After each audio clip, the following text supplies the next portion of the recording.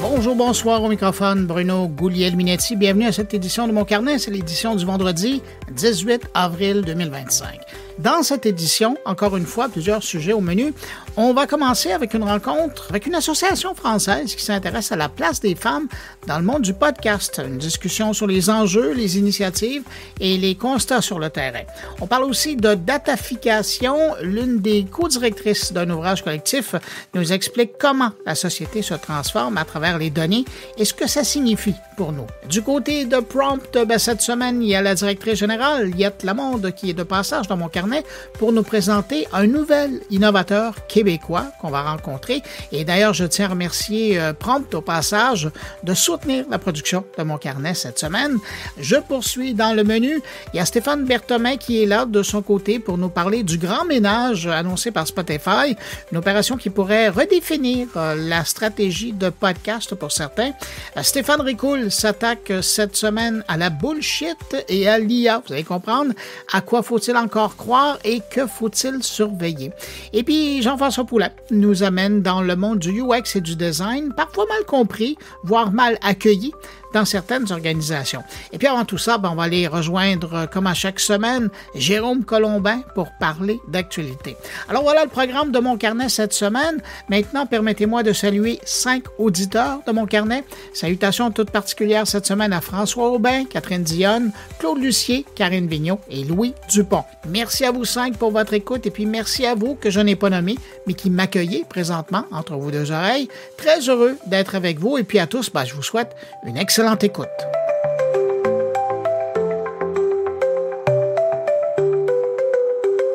Allez, premier arrêt, on va parler d'actualité numérique de la semaine et on va aller rejoindre pour ce faire Jérôme Colombin.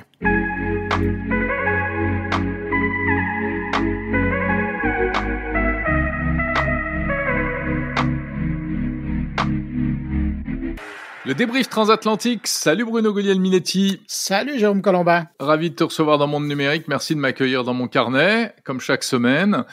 Bruno, cette semaine, on a l'impression que nos amis, les GAFAM, c'est-à-dire les géants de la tech, se prennent un peu une douche froide.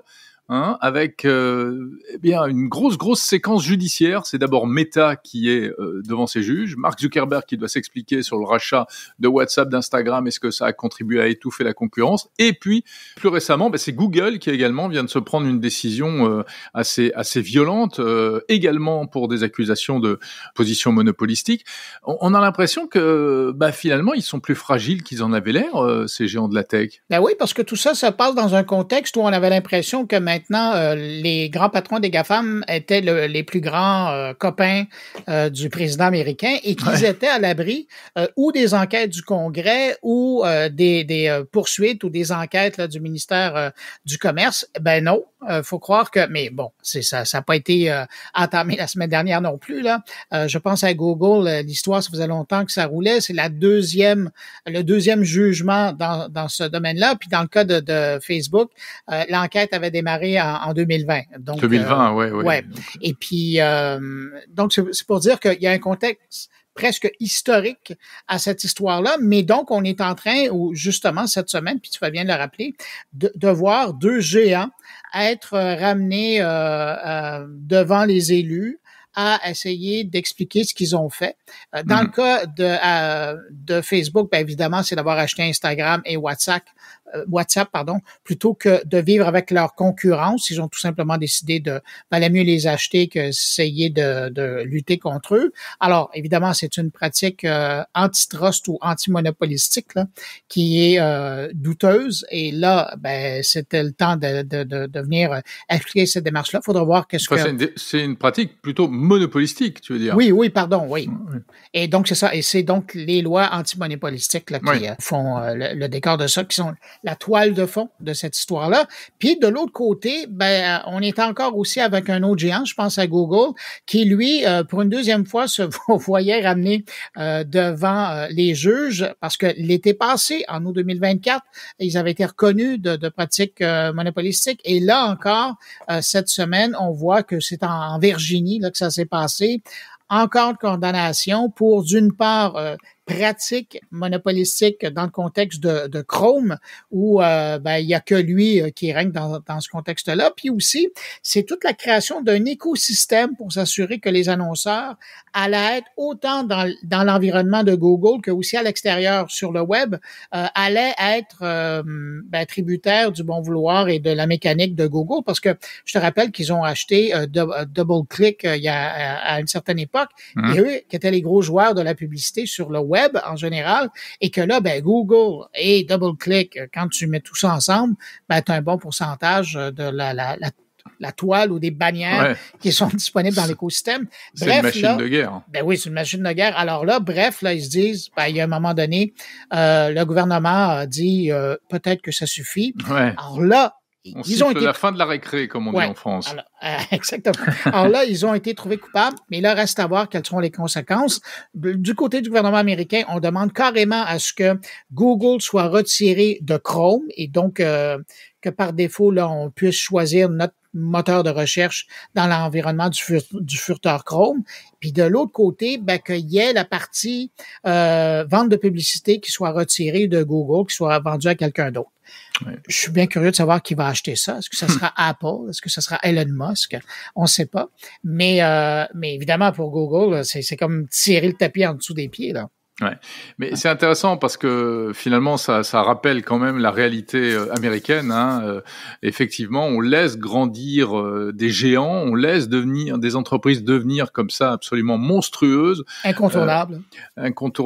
Mais il y a une ligne jaune avec laquelle on ne transige pas aux États-Unis.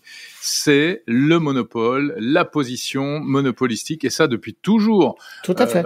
Avant, c'était Microsoft, on s'en rappelle, au début des années 2000, et encore avant, AT&T, donc dans les télécoms, et il y avait encore eu des précédents au début de la révolution industrielle, avec les compagnies de chemin de fer, avec les compagnies d'électricité. La famille Rockefeller qui avait payé le prix. Ouais. Voilà, tout à fait. Donc c'est le capitalisme dans toute sa splendeur. Non, mais c'est comme ça que ça fonctionne, le capitalisme. C'est-à-dire que on a l'impression que c'est tout et n'importe quoi, mais non, c'est du laisser-faire. On laisse le marché, mais attention, il y a quand même quelques règles.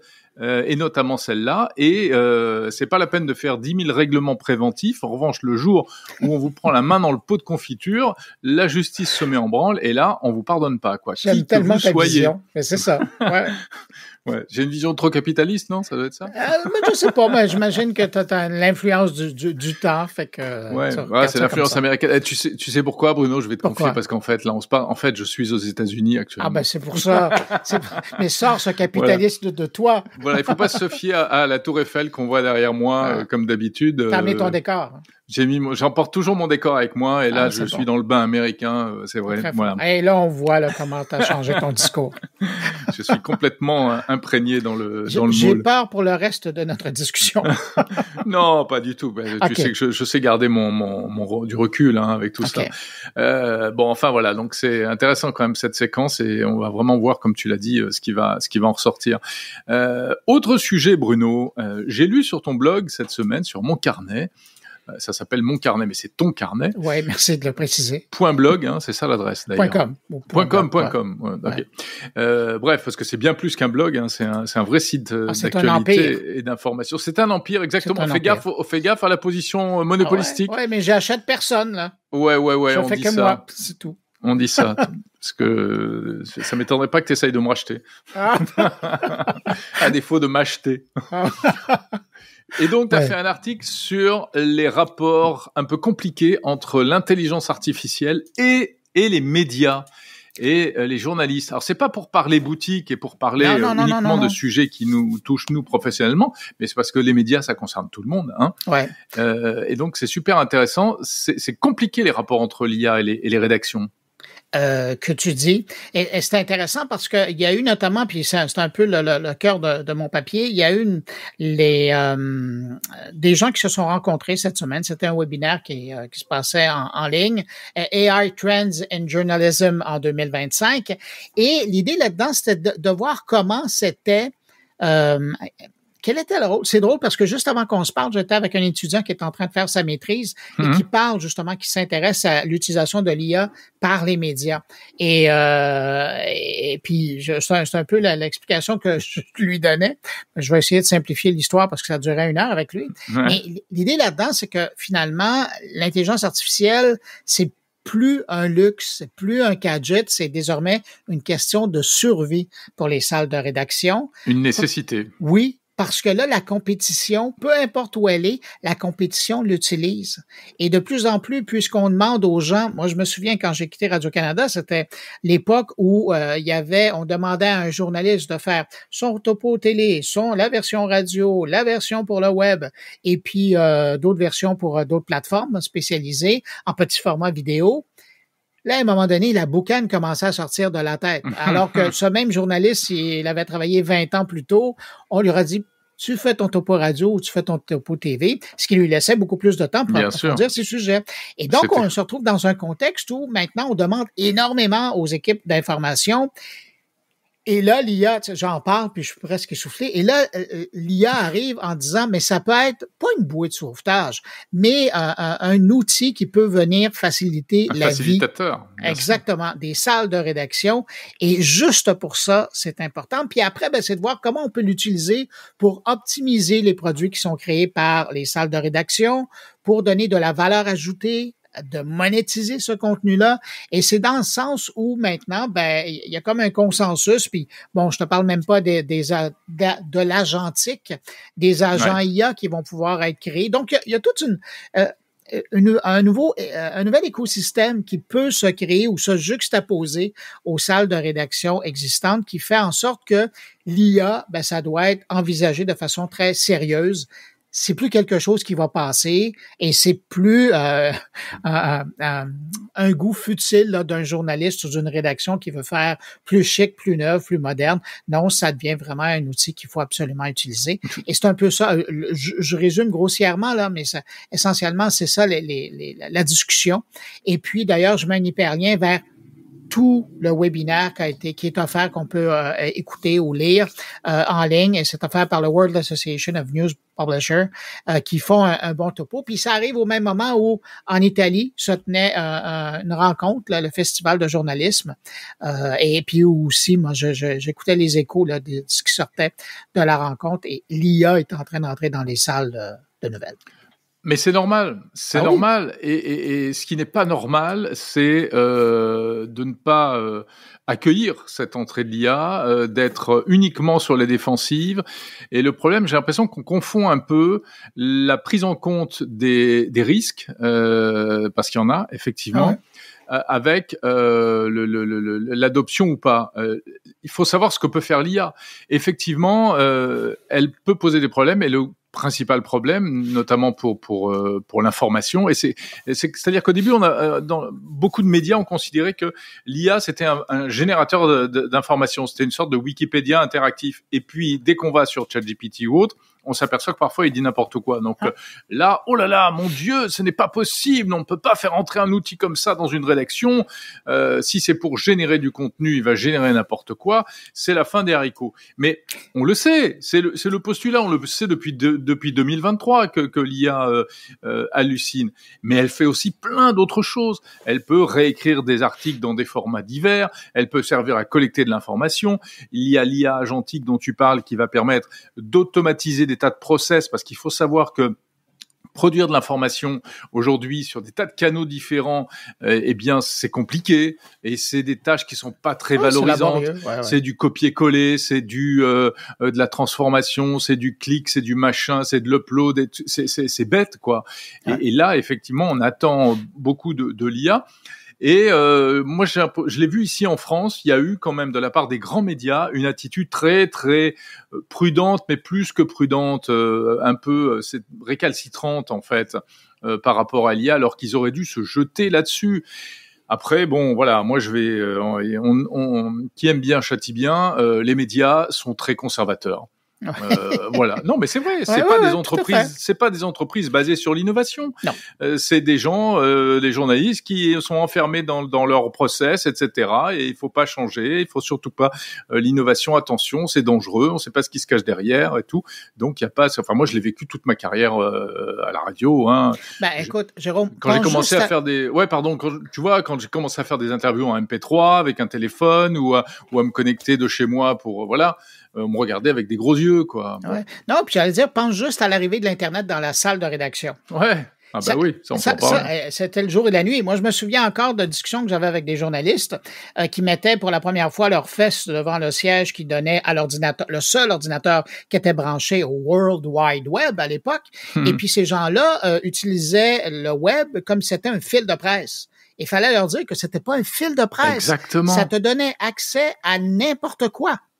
Et donc, fallait que tu le traites comme un journaliste qui allait accéder à de l'information. Fallait que tu valides. Fallait que tu contre-valides ce que tu avais. Il faut une approche critique. Il fallait une approche critique dès le départ et c'est exactement la même chose avec l'IA aujourd'hui. Et alors après, ça peut entraîner des changements de métier, hein, mais ça, on l'a déjà évoqué ensemble. On va peut-être tous devenir, et pas seulement dans les médias, dans des tas de branches professionnelles, on va peut-être devenir de plus en plus des correcteurs d'IA.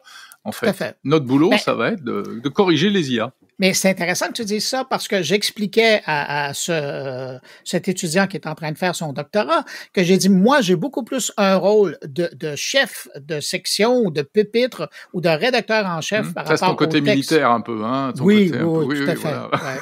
On n'est pas loin des États-Unis, c'est ça qui arrive. Hein? Mais donc, puis on est en guerre commerciale, alors évidemment, là, on se prépare. Du coup, t'as remis le treillis, toi. Hein? Exactement. Il est prêt, il est juste à côté. Bon. Mais donc, l'idée là-dedans, c'est que je suis beaucoup plus dans la correction, la supervision des textes qui peuvent être créés que de les rédiger moi-même. Ouais, ce qui permet de couvrir l'actualité de façon beaucoup plus complète et de rendre un produit qui est beaucoup plus attrayant et beaucoup plus complet que si je devais me taper toute la rédaction. Ouais, mais alors après, il y a des choses qui sont quand même surprenantes, il faut le dire. Je sais pas si toi tu l'as constaté, parce que voilà, on va pas se cacher, toi et moi, on écrit des articles avec des IA. Oui. Hein, mais voilà, c'est avec les informations qu'on lui donne au départ, on repasse par derrière et tout. Mais il y a un truc étonnant, c'est que moi, plusieurs fois, il m'a sorti par exemple des titres qui étaient excellents. Ah ben, des bien meilleurs titres que les miens. Et tout à fait, qui étaient bien meilleurs que ce que moi j'aurais pu trouver. Ben, Jérôme, à tous les jours, j'ai mon 120 secondes de tech. Ouais. D'ailleurs, je vous invite à l'écouter. Mais donc, le 120 secondes de tech, là, à tous les jours, moi, c'est fini de me casser la nénette de dire, parce que j'ai un sommaire, je dois trouver des titres pour chaque nouvelle pour annoncer le bulletin. Et ça, c'est un métier, ça s'appelait dans le temps secrétaire de rédaction. Ouais, ou sinon, chez nous, on appelait ça un titreur. Bon. Ou un titreur, ouais, voilà. C'était un métier à part entière. C'est des gens qui faisaient que ça toute la journée, donc c'était des machines. Ils étaient hyper bons. Mais... Et moi, je suis tellement pourri à ça, là. Et alors, tu as un spécialiste qui est là tous les soirs. Quand j'ai trouvé toutes mes nouvelles, je lui donne, alors, génère-moi un titre pour chaque nouvelle. Et c'est toujours, puis évidemment, il est toujours généreux, puis plus court. Et puis là, après, il me retravaille ça et ça fait des titres qui sont vachement accrocheurs. Voilà.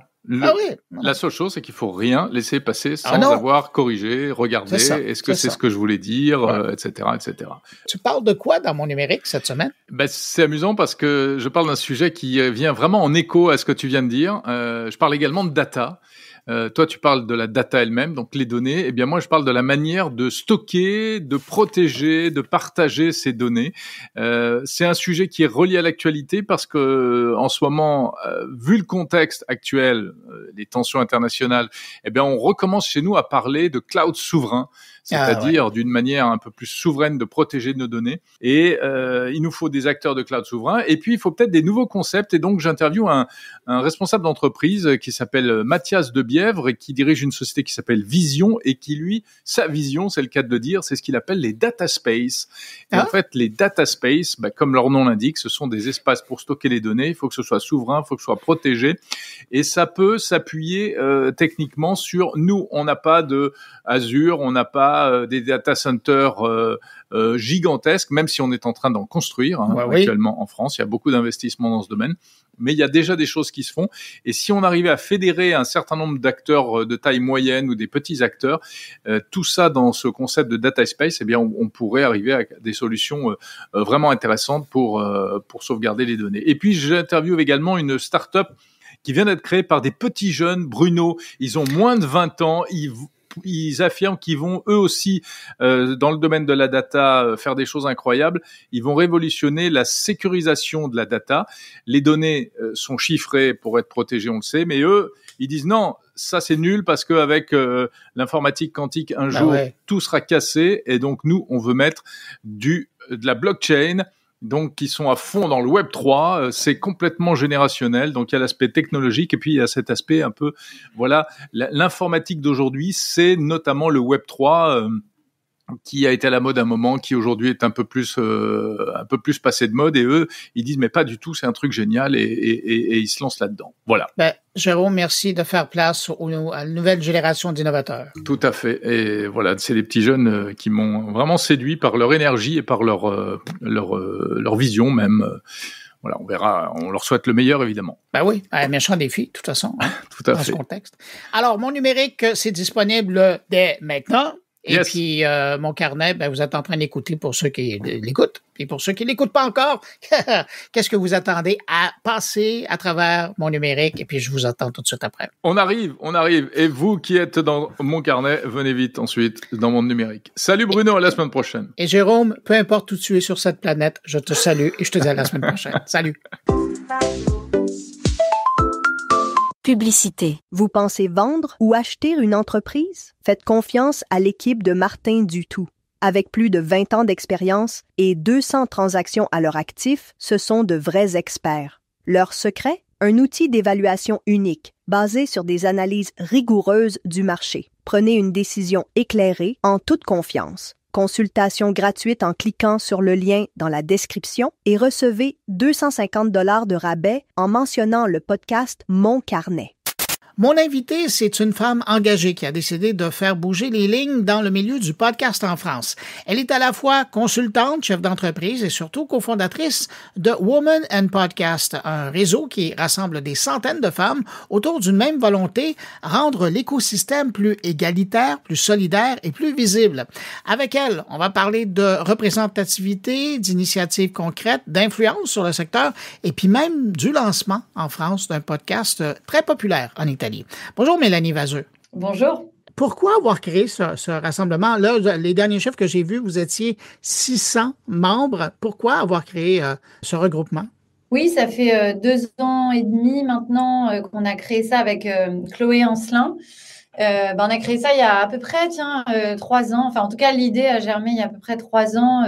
Moi, je sortais d'une expérience dans un studio de podcast français avec 3 hommes au-dessus de moi en tant que boss, et ça s'était pas forcément hyper bien passé, pas que parce que c'est des hommes, mais en tout cas j'avais été dirigée que par des hommes dans le milieu du podcast. On avait l'impression avec Chloé d'être qu'il y avait beaucoup de femmes autour de nous, beaucoup de sujets autour du féminisme, autour de l'intimité des femmes, du corps des femmes qui étaient explorés dans le podcast, et c'était un formidable lieu pour ça, mais que tous les gros studios, on faisait le constat qu'ils étaient tous dirigés par des hommes, à l'exception de Louis Média, qui est toujours et reste le seul studio un peu d'une certaine taille dirigé par des femmes.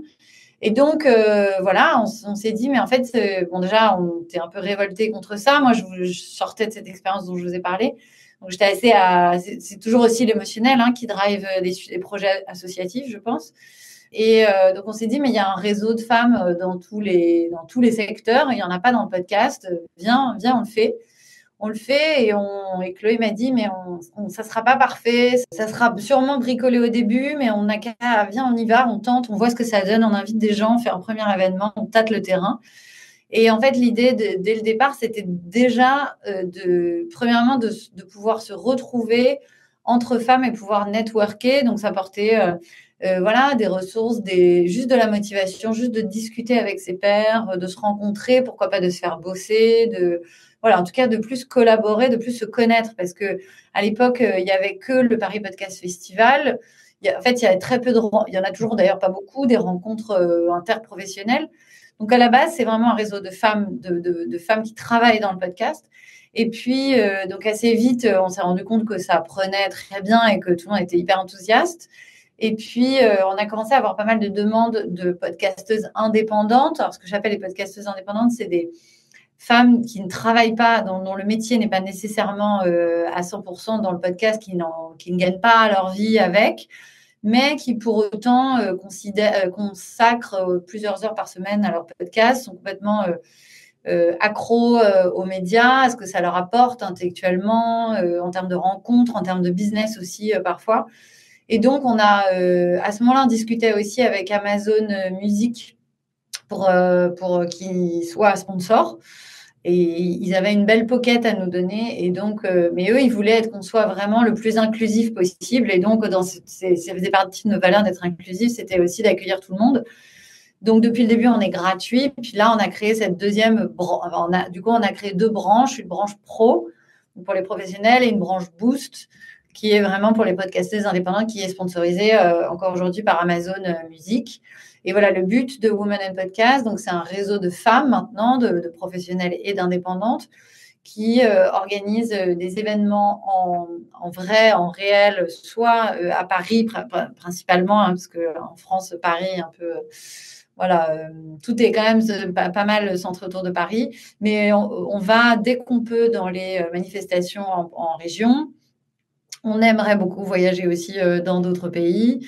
Donc voilà, on essaye de développer des antennes aussi dans des grosses villes de France.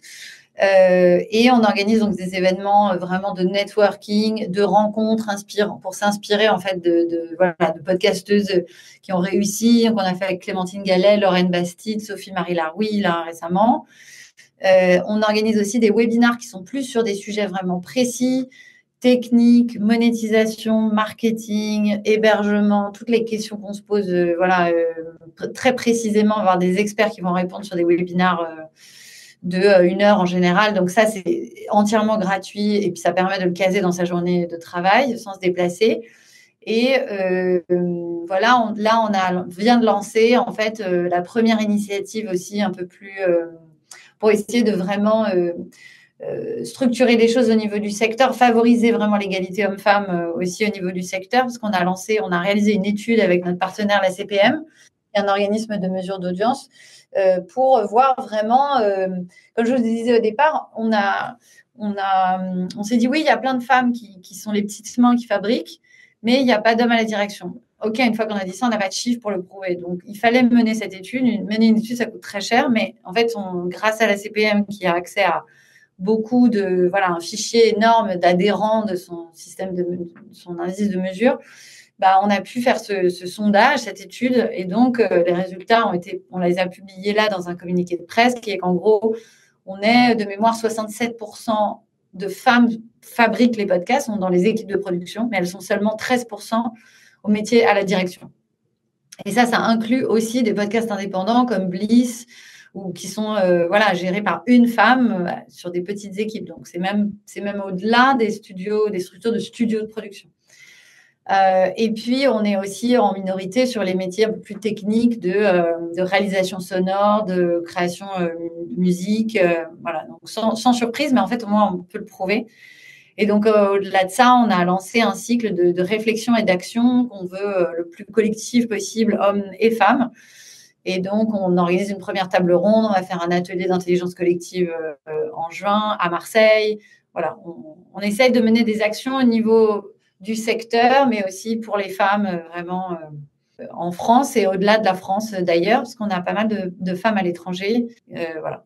Vous mentionnez toutes ces activités que vous organisez, mais 2 ans plus tard, est-ce que vous sentez que vous avez un impact dans la podcastosphère française? Oui, franchement, on sent qu'on a un impact parce qu'on est, par exemple, je donne un exemple très concret, on a été contente on a été ravis de constater que YouTube France, qui a vraiment voulu accélérer sa présence, en tout cas sa visibilité au sein de l'écosystème, nous a contactés en septembre dernier. On est en fait aussi à la fois un peu des représentantes. Maintenant, on a une équipe, on a structuré toute une équipe avec un board. Il y a Chloé, Jeanne et moi, et puis toute une équipe derrière. Mais on est capable de donner un peu le pouls sur certains sujets à des acteurs qui veulent, et puis leur donner aussi une visibilité, leur donner accès en fait à un carnet d'adresses.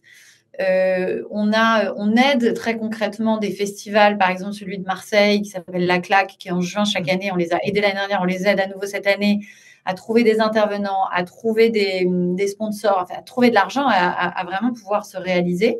On a été leur seul sponsor l'année dernière, on a été les seuls à leur... voilà, donc on aide en fait à la fois très concrètement l'industrie à se développer et on est aussi, je pense, vraiment visible puisqu'on est contacté maintenant par les festivals spontanément qui nous incluent dans leur programmation comme des personnes de référence et on représente en fait maintenant quasiment toutes les femmes du secteur, en tout cas côté professionnel, parce qu'indépendante, on ne pourra jamais balayer tout le monde. De facto, vous êtes devenu un interlocuteur important. Tout à fait. Est-ce que ce mouvement de Women in Podcast a eu un impact sur votre boîte à vous? Parce que vous êtes une productrice de podcast. Alors, je ne suis pas une productrice de podcast, je fais du conseil pour les productrices. Donc, oui, un petit peu. Et j'ai envie de vous dire, j'en suis bien contente parce que vu le temps que je passe et qu'on passe sur cet asso, c'est plusieurs heures par semaine. C'est aussi beaucoup d'énergie, c'est du temps passé, de l'énergie, de la charge mentale. Tout ça totalement bénévolement. Eh bien, on n'a pas à rougir de se dire que oui, parfois, ça, on dirait que ça... moi, je pense que ça élève un petit peu... D'abord, ça crée ça agrandit mon réseau, ça, c'est indéniable. Mais ça vous positionne peut-être de manière plus légitime comme un des acteurs, une des personnalités du secteur. Maintenant, moi, comme Chloé et comme Jeanne d'ailleurs, qui sommes vraiment les 3 membres les plus actives, où on travaille vraiment toutes les semaines, voire parfois au moins une fois par jour, en tout cas plusieurs fois par semaine sur l'asso, nos clients, nos clients cibles ne sont pas les personnes de notre réseau. Donc, c'est plus l'image que ça renvoie au global que pour aller puiser vraiment directement des clientes. Parlant de votre boîte à vous, récemment, il y a un coup fumant auquel vous êtes rattaché. C'est ce coup d'amener maintenant en français un succès italien qui s'appelle One More Time. C'est un podcast qui est animé par Luca Casadei. Et moi, j'étais habitué de l'écouter en italien. Et là, je le vois arriver dans la francophonie. Je découvre d'une part qu'il a un merveilleux français, mais ça a été quoi l'idée? C'est vous qui avez réussi à le convaincre? C'est lui qui était intéressé à faire ça en français? Non, je n'ai pas ce mérite-là. C'est vraiment lui. Et puis, c'est aussi un certain investissement pour lui. Donc, ça doit venir de lui. Mais non, c'est lui qui, du coup, est franco-italien, en tout cas, fluent en français, pardon. Français. Et c'est via, en fait, il a contacté Spotify parce qu'il voulait avoir des conseils pour s'implanter en France et c'est Spotify qui a parlé de moi. Et donc, moi, j'ai accompagné son lancement en France à travers une mission de conseil. Donc, à la fois sur comment parler de soi, comment, en termes de marketing, donc comment appeler le podcast, j'ai écrit les descriptions type d'épisodes, la description du podcast, et vraiment comment se présenter au public français avec ce regard,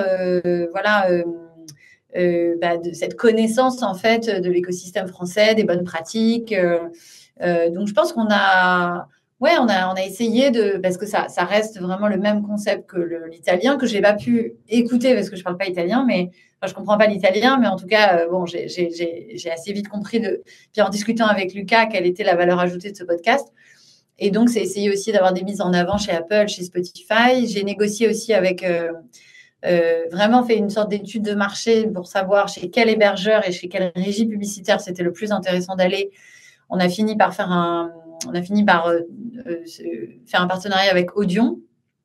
Qui est assez agressif sur le marché français, qui veut recruter des personnalités et des gens qui font de l'audience. Donc voilà, j'ai été vraiment le présenter aux bonnes personnes, lui faire sortir, et puis aussi des conseils sur la diffusion. Mais c'est vraiment lui qui a produit, qui a trouvé les invités, qui a tout le mérite de la production et voilà. Mais moi, je l'ai juste aidé à se faire connaître le plus possible auprès du public français. Mais est-ce que ça vous a donné le goût de répéter l'expérience, d'aller chercher des modèles qui existent ailleurs et de les ramener sur le marché français? J'aimerais bien sur les podcasts anglophones parce que c'est une langue que je comprends et que je trouve qu'il y a des trucs incroyables qui sont faits. Maintenant, le business model, il est c'est pas celui de ma boîte. C'est-à-dire que dans ce cas-là, c'est vrai que ça serait plutôt un rôle de productrice en disant j'achète les droits ou je vous demande de. Puis maintenant, avec l'IA, en vrai, il y a par exemple des podcasts narratifs, on pourrait peut-être assez facilement, en tout cas, essayer de les faire. Un truc comme Business Wars, par exemple, on fait aujourd'hui, peut-être qu'on pourra le faire avec l'IA en français, en plusieurs langues. Mais c'est pas le business. Moi, je fais pas des paris je suis pas productrice. Moi, ce que j'aime, c'est accompagner des créateurs de contenu, des gens qui ont des idées, des pensées, qui ont une personnalité. Ça, en général, parce qu'ils ont, c'est beaucoup plus rapide d'avoir une audience quand on a déjà une communauté. Ce qui n'était pas le cas de Lucas en France. Donc, c'est là où il y avait un peu une difficulté. Maintenant, il avait un peu de budget qui lui ont permis d'aller chercher justement des personnalités pour ses premiers épisodes. Donc, le premier épisode, c'est Camille Lelouch. Mais parce qu'il s'est fait aider d'un programmateur aussi qui a su convaincre des personnalités. Donc, la croissance, elle vient aussi de ça. Non, moi, c'est pas mon modèle de production. Après, je pense qu'il y a des choses incroyables qui auraient toute leur place en France, mais ça, il faut demander aux studios de prod qui font les paris. Mélanie Vazeux, je rappelle que vous êtes cofondatrice de Women and Podcast, une association française, et puis vous êtes également la PDG de Podcast Bureau. Merci beaucoup d'avoir pris de votre temps pour répondre à mes questions. Merci. Au revoir. Au revoir.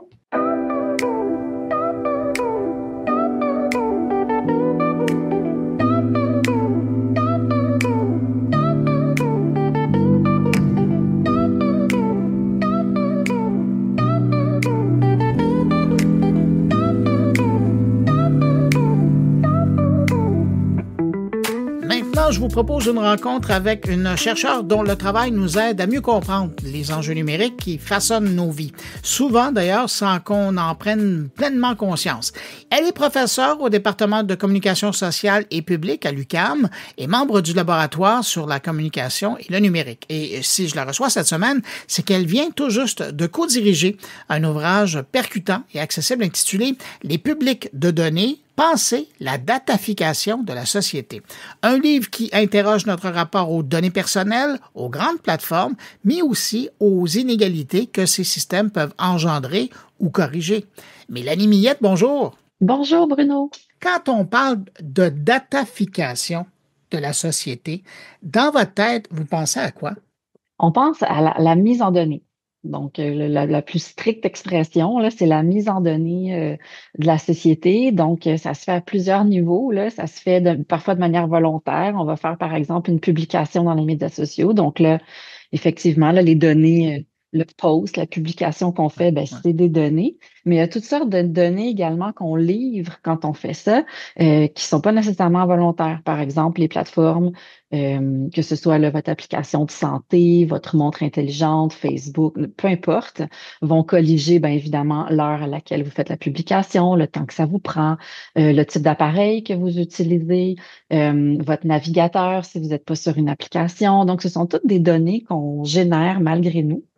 Et puis, il y a aussi d'autres types de données là, de cet ordre-là qu'on génère malgré nous, sans peut-être en avoir conscience quand on fait des opérations bancaires, même s'il y a des éléments qui sont évidemment protégés, encryptés, l'heure de connexion, le temps que ça nous prend. Puis même chose avec toutes les applications qu'on utilise quotidiennement, là, que ce soit nos courriels, Instagram, TikTok, par exemple, le temps que l'on passe à regarder une publication, même si on a l'impression qu'on laisse rien, parce qu'on fait pas de mention j'aime, on laisse pas de commentaires, on fait pas de republication, mais la plateforme collige minutieusement le temps qu'on passe. L'attention qu'on y accorde.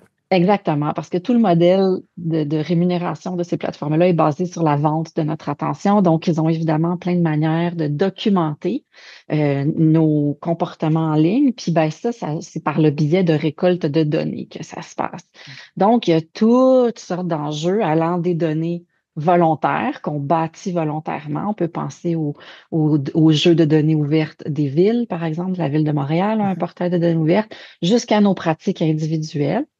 Puis ce qui est chouette aussi dans le livre, c'est qu'on touche à différents secteurs, comme la santé, la culture. Donc, on sort peut-être justement du cas classique là, de Facebook, puis d'Instagram, puis de TikTok. Mais il y a des gens qui essayent de mieux comprendre la question parce que avant l'arrivée des réseaux sociaux, avant l'arrivée même de l'Internet, le gouvernement et les entreprises privées avaient quand même des données sur nous. Le gouvernement, Oui. évidemment, par tout ce qu'on remplit, puis le contact qu'on a, il y a des points de contact pendant l'année. Puis parallèlement, les entreprises privées, il y avait quand même les programmes de fidélisation depuis longtemps, la petite carte avec laquelle on espérait avoir des rabais à un moment donné. Mais en quoi aujourd'hui c'est devenu plus délicat cette question des données par rapport aux citoyens? C'est une bonne remarque. C'est vrai que historiquement, par exemple, les premiers recensements aux États-Unis, c'est au 19e siècle, là. Donc, ça fait longtemps qu'on ramasse des données sur les gens, leurs pratiques. Les cartes fidélité, ça a été effectivement un moyen low-tech, j'ai envie de dire, là, de ramasser des données sur qui achète quoi, quand, à quelle fréquence. Les enjeux actuellement, il y en a plusieurs, mais disons pour le commun des mortels, il y a au moins deux grandes familles d'enjeux. Le premier, c'est la surabondance de ces données-là que l'on génère malgré nous. Donc, ça, c'est vraiment un problème. Par exemple, si on prend l'application Facebook, qui est très, très commune, là, c'est une des plus utilisées au Canada, même si on désactive la géolocalisation, c'est écrit noir sur blanc dans le contrat d'usage que l'application va quand même être capable de retracer où nous sommes. Donc, il y a un gros problème sur ma capacité comme citoyenne à gérer ma vie privée. C'est hyper problématique. Donc, ça, c'est une première famille d'enjeux. La deuxième famille d'enjeux touche un peu l'écosystème là, de la big tech dont on parle beaucoup, beaucoup, les GAFAM et tout, c'est-à-dire que non seulement on génère un immense volume de données, souvent malgré nous, mais en plus, ces industries-là sont rendues extrêmement performantes dans le traitement de ces données-là pour faire des modèles prédictifs, par exemple. Ces modèles prédictifs-là sont utilisés pour le micro-ciblage de la publicité, entre autres, mais quand on pense à des moments cruciaux comme les élections, le fameux scandale Cambridge Analytica, qui date déjà de presque 10 ans, là, c'était 2018, c'est qu'on a été capable, avec ces données-là, de cibler les personnes indécises et de les inonder de messages pour influencer leur propension à voter d'un côté ou de l'autre aux États-Unis. Mais c'est pas dit qu'on n'a pas eu des opérations similaires ici au Canada. On n'est pas à l'abri de ça, en fait. Parce que, effectivement, de par, Facebook, c'est grand public depuis 2007 à peu près. Là, si vous avez un compte depuis 2007 ou 2010, ou imaginez la mine d'or que ça représente pour être capable de profiler quels sont vos intérêts, qu'est-ce que vous regardez, qu'est-ce que vous consultez quand, tous les jours, tous les soirs, toutes les semaines, depuis 10 ans, depuis 15 ans. Ça devient des bases de données hyper fines. Puis ça, c'est problématique sur le plan éthique. On pense à le micro-ciblage de publicité, les gens vont vous dire, vous avez rien qu'à pas les acheter, les souliers qu'on vous annonce, mais c'est pas toujours des éléments aussi triviaux que ça qu'on nous annonce. Quand on pense, par exemple, aux couples qui sont infertiles, qui sont en processus de procréation pour des enfants, mais on devient peut-être vulnérable à certains types de produits qui ont certaines vertus, ou ça peut être hyper agressant. Même chose pour des personnes de la diversité de genre, par exemple, ou qui sont en processus d'immigration. Donc, il y a toutes sortes de vulnérabilités qu'on pense pas, qui deviennent exploitables par ces méga-industries-là qui sont milliardaires, puis on leur doit rien à ces industries-là. Comment ça se fait qu'ils deviennent milliardaires sur le dos du profilage de nos comportements comme ça? C'est vraiment un problème éthique majeur, puis ça génère des milliards. Donc, il y a vraiment lieu de se poser des questions. J'aime bien l'expression profilage parce que dans l'ouvrage, à un moment donné, vous redéfinissez le mot public et vous arrivez avec le public de données. J'avais jamais vu ça. Je trouve ça intéressant. Pour vous, qu'est-ce que ça représente? C'est qu'on est rendu là? Oui, là, en fait, quand on vient au livre, justement, comme vous dites, nous, une des questions qu'on s'est posées, c'est on génère tout plein de données. Bon, puis on sait que les GAFAM les utilisent, mais qui sont les publics réels? Ceux qu'on imagine quand on conçoit des bases de données, par exemple, on peut repenser encore une fois aux données ouvertes de la Ville de Montréal ou à des jeux de données en santé publique, des choses comme ça. À qui on pense? Puis est-ce que ces publics-là existent réellement? Est-ce que les gens qu'on imagine quand on est conceptrice de données. Est-ce que c'est finalement ces personnes-là qui les utilisent? Si oui, ben comment? Puis aussi, quels sont les impensés? C'est qui les publics concernés par les données auxquels on ne pense pas tout le temps? Tu sais? Donc, on est beaucoup plus dans une réflexion sociologique, éthique, pragmatique aussi, j'ai envie de dire, parce qu'il y a quelques études de cas vraiment intéressantes là, qui nous permettent de voir justement par rapport au public en santé certaines frictions dans la manière de voir et les données et les publics. Tu sais, je vous donne l'exemple dans la partie du livre qui est sur la santé. Il y a une étude de cas sur une initiative de santé qui s'appelle Pulsar, qui a été co-développée à Québec par des gens des milieux privés, du secteur de la santé et puis des scientifiques également. Puis l'idée, c'était vraiment de faire un partenariat avec des patients experts pour qu'ils documentent eux-mêmes leurs données en santé par rapport à différentes situations de santé des maladies, je sais pas quoi. Et en retour de ce don de données-là, parce que c'est très utile pour la science d'avoir des données comme ça, mais en retour, ces personnes-là, donc ce public-là de données, allaient pouvoir avoir, par exemple, un tableau de bord pour monitorer des choses sur la croissance ou la décroissance de certains facteurs. Bon, toutes sortes de choses qui peuvent être intéressantes quand on se met à monitorer sa santé puis qu'on veut avoir une vision d'ensemble sur du temps moyen ou long. Mais finalement, en cours de route, il y a eu certaines frictions. Tu sais, les visions, par exemple, des gens qui investissaient des sous dans la plateforme se sont mis à diverger un peu des visions des publics participants, donc les patients participants. Les scientifiques avaient aussi d'autres priorités. Donc, tu sais, il y a eu des frictions, puis ça a été peut-être un peu de ma perspective de lectrice, c'est pas moi qui signe ce chapitre-là, mais un rendez-vous manqué sur le plan d'une vraie initiative où on aurait été dans une situation gagnant, gagnant, gagnant par rapport aux trois publics, tu sais, les investisseurs, les patients, les scientifiques. Donc, cet exemple-là montre le genre d'enjeu à la fois économique, mais vraiment sociologique. Tu sais, quelle est la valeur des données finalement? Donc, clairement, pour les personnes investisseurs, on était davantage dans une logique économique de valeur marchande. Pour les patients, le public de patients, on était davantage dans une perspective d'une valeur pédagogique, pour en apprendre davantage sur mon corps, pour améliorer mes performances, pour mieux gérer ma maladie. Donc, on était plus dans une logique de je prends du pouvoir sur mon corps grâce à ce monitorage-là. Puis pour les scientifiques, on était plus dans une logique de cultiver des données fines, minutieuses, standardisées, pour qu'on soit capable de faire des bases de données à partir desquelles on peut mener des enquêtes puis faire des différentes requêtes. Tu sais. Donc, juste cet exemple-là montre à quel point quelque chose de super banal, comme une donnée, on pense que c'est tout le monde comprend la même affaire. Quand on dit des data, des données, ben là, on se rend compte que c'est plus compliqué que ça, puis que ça pose toutes sortes de questions sur les valeurs à partir desquelles on travaille cette datafication-là. Puis la datafication, je vous écoute, est-ce que il n'y a pas des risques non plus d'inégalités qui peuvent être engendrés par ça? Oui, oui, tout à fait. Ben là, ça touche un peu plus à la partie du livre que moi, j'ai monitoré de près, à laquelle j'ai contribué aussi avec un chapitre avec deux collègues, là, Florence Milran, qui porte d'ailleurs le projet de livre au complet, et puis Nadia Serrayoko, que vous connaissez, qui est une chroniqueuse web, là, qui a aussi fait un doctorat avec moi. Donc, dans cette partie du livre-là, on a 3 chapitres, puis celui que j'ai co-signé avec mes collègues porte sur des enjeux d'inégalité, par exemple, pour la manière dont on collecte des données dans les secteurs communautaires. Donc, on a une étude de cas super intéressante qu'on a faite avec une organisation montréalaise qui s'appelle Data for Good. Data for Good, c'est du bénévolat finalement. C'est des personnes qui sont des expertes en gestion des données, en data science, donc des statisticiens, des statisticiennes qui vont faire du bénévolat pour appuyer des organismes communautaires dans leur traitement des données. Et puis pendant que nous, on a fait la recherche avec eux, leur organisation cliente, entre guillemets, là, parce que c'est bénévole, donc il n'y a pas de facture, là. C'était une organisation qui qui rassemble des maisons d'hébergement pour femmes victimes de violences conjugales. Puis, tu sais, on peut très bien s'imaginer que sur le terrain, les intervenantes en violence conjugale, des fois, c'est pas nécessairement des personnes douées avec l'informatique, ça peut arriver, mais donc, à travers toutes les dizaines de maisons d'hébergement qu'il y a à travers le Québec, ben, il y avait, par exemple, certaines maisons où on tenait des données sur la clientèle qui visite, les femmes qui visitent les maisons, sur des fichiers Excel qui n'étaient pas nécessairement standardisés d'une maison à l'autre. À d'autres endroits, c'était de la tenue de livres manuelle.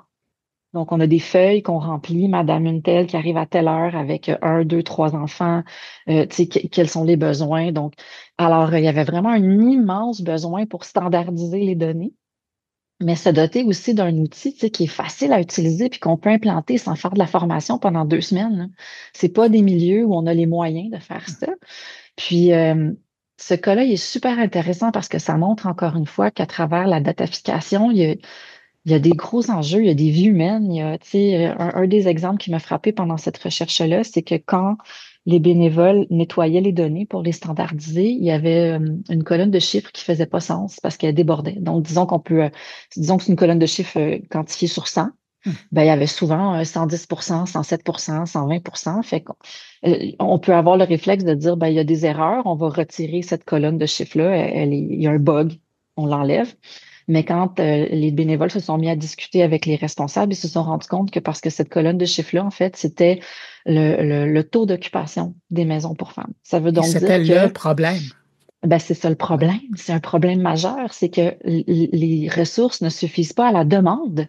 Donc, quand une femme se présente à 1 heure du matin, que tous nos lits sont occupés, avec ses 2 enfants sous le bras puis un sac à dos, on lui dit pas retourne chez ton mari violent. On lui déroule un matelas puis on l'installe dans la cuisine comme, tu sais, je veux dire, on trouve des solutions. Et Donc, ce là, elle engendre le chiffre-là, 101, le 102, le ben 106. voilà, Ouais. ben voilà, parce que 100% des lits des chambres étaient occupés, mais on a quand même admis cette personne-là, donc on était à 101, 102, 100, je sais pas, on déborde la capacité. Donc, comprendre ces chiffres-là avec un regard humain, un regard situé dans le milieu, avec des allers-retours entre les personnes du milieu communautaire puis les bénévoles, les scientifiques qui disaient il y a un bug dans vos données, puis les autres qui disaient non, non, ça c'est le cœur de notre problème, on manque de ressources. Vous pouvez pas effacer ça parce que c'est des mauvaises données. Donc, encore là, on voit le problème de valeur, la vision des choses entre les statisticiens puis les femmes qui sont aux premières lignes, les travailleuses sociales.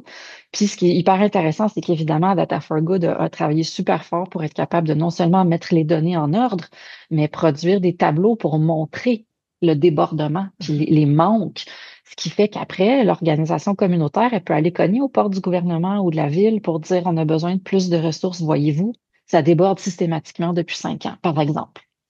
Donc là, on est vraiment dans l'idée que ben, les données, oui, elles peuvent exclure, elles peuvent stigmatiser, mais elles peuvent aussi devenir un levier pour argumenter, pour améliorer Ben, le sort de certaines personnes. et c'est ça que j'adore de votre exemple parce que c'est un peu ce qui ressort de votre livre. C'est à la fois, il y a des risques, il faut être conscient, il faut faire attention, Ouais. mais de l'autre côté, ça peut faire une grande différence parce que ça illustre des problèmes.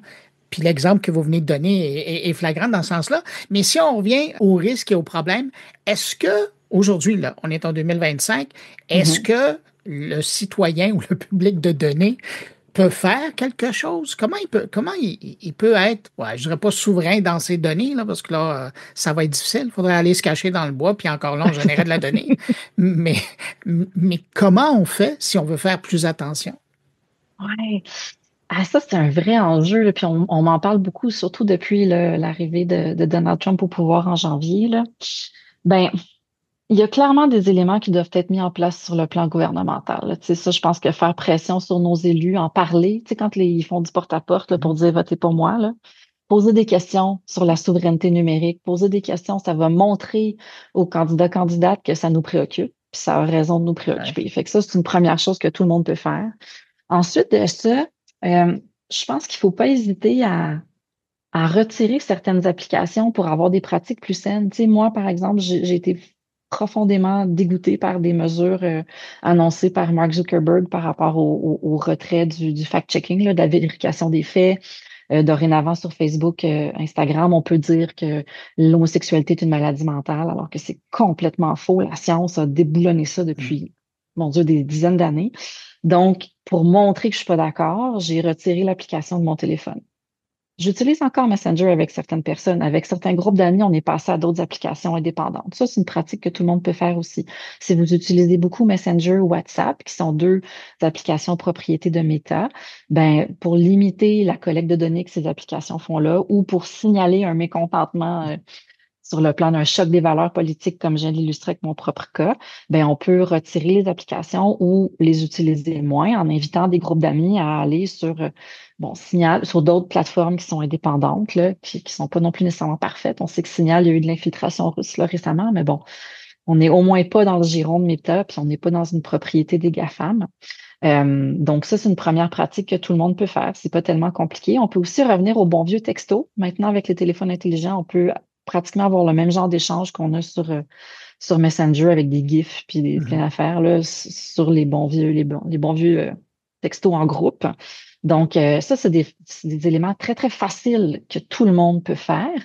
Puis, quand j'ai retiré certaines applications de mon téléphone, alors que moi, ma job là, comme chercheuse depuis plus de 15 ans, c'est d'étudier les médias sociaux. Donc, tu sais, j'ai tout sur mon téléphone. Puis je me rends compte que quand je supprime des choses, ben, je peux quand même continuer à y aller sur mon ordinateur, mais de manière volontaire. Ça veut dire qu'au lieu de faire du doom scrolling, comme on dit, là, au lieu de faire du temps écran pour tuer le temps parce que j'attends l'autobus ou je sais pas quoi, ben, je fais autre chose avec ce temps-là. Puis au moins, je génère pas de l'argent, puis je génère pas des données à une entreprise que je juge hautement problématique et qui a beaucoup trop d'influence sur la démocratie états-unienne, puis sur la nôtre aussi, hein. Donc ça, je trouve que c'est des pratiques à faible coût qui ont une différence. Si tout le monde fait ça, ça va faire une différence. Puis ça veut pas dire, tu sais, je suis pas du tout une puriste, là. Je comprends qu'il y a des personnes qui ont décidé de complètement fermer leur compte Instagram, X, tout ça. Je comprends tout à fait. C'est légitime. Je comprends aussi qu'il y en a d'autres qui disent, ben non, fermer nos comptes, arrêter complètement d'utiliser ça, c'est se priver de moyens d'interagir avec des personnes de ma communauté. Ou moi, je suis une petite entreprise, je suis un organisme communautaire, c'est un moyen facile et peu coûteux de rejoindre mes abonnés, les bénéficiaires de mon organisme. Je comprends tout à fait. Mais si sur le plan individuel, on a ces réflexions-là un peu plus éthiques, ben je trouve que déjà on fait un pas, tu sais. Puis c'est la même chose avec la géolocalisation ou le fait, tu sais, souvent quand on utilise une nouvelle application, on va avoir un petit pop-up qui va nous demander acceptez-vous de partager vos données avec des applications tiers qui sont des partenaires de cette application qu'on vient d'installer, partenaires de TikTok, partenaires de WhatsApp, etc. On a juste à dire non, on leur doit rien. C'est des entreprises très lucratives qui ont déjà beaucoup trop de données. Fait qu'on dit non, puis c'est tout.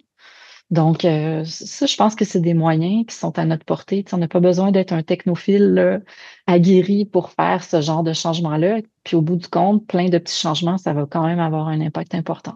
Mélanie Miette, merci pour ces réflexions, ce regard sur le nouvel ouvrage. Je rappelle le titre, Les publics de données, penser la datafication de la société. Je vous mentionne qu'il va y avoir un lien sur le descriptif de la balado où vous pourrez aller télécharger le livre parce qu'il est offert gratuitement. Si ça vous intéresse d'en savoir plus sur le sujet. Sinon, je rappelle que vous êtes professeur au département de communication sociale et publique à l'UQAM, puis également membre du laboratoire sur la communication et numérique. Merci d'avoir pris de votre temps pour répondre à mes questions. Merci Bruno, bonne journée. Au revoir.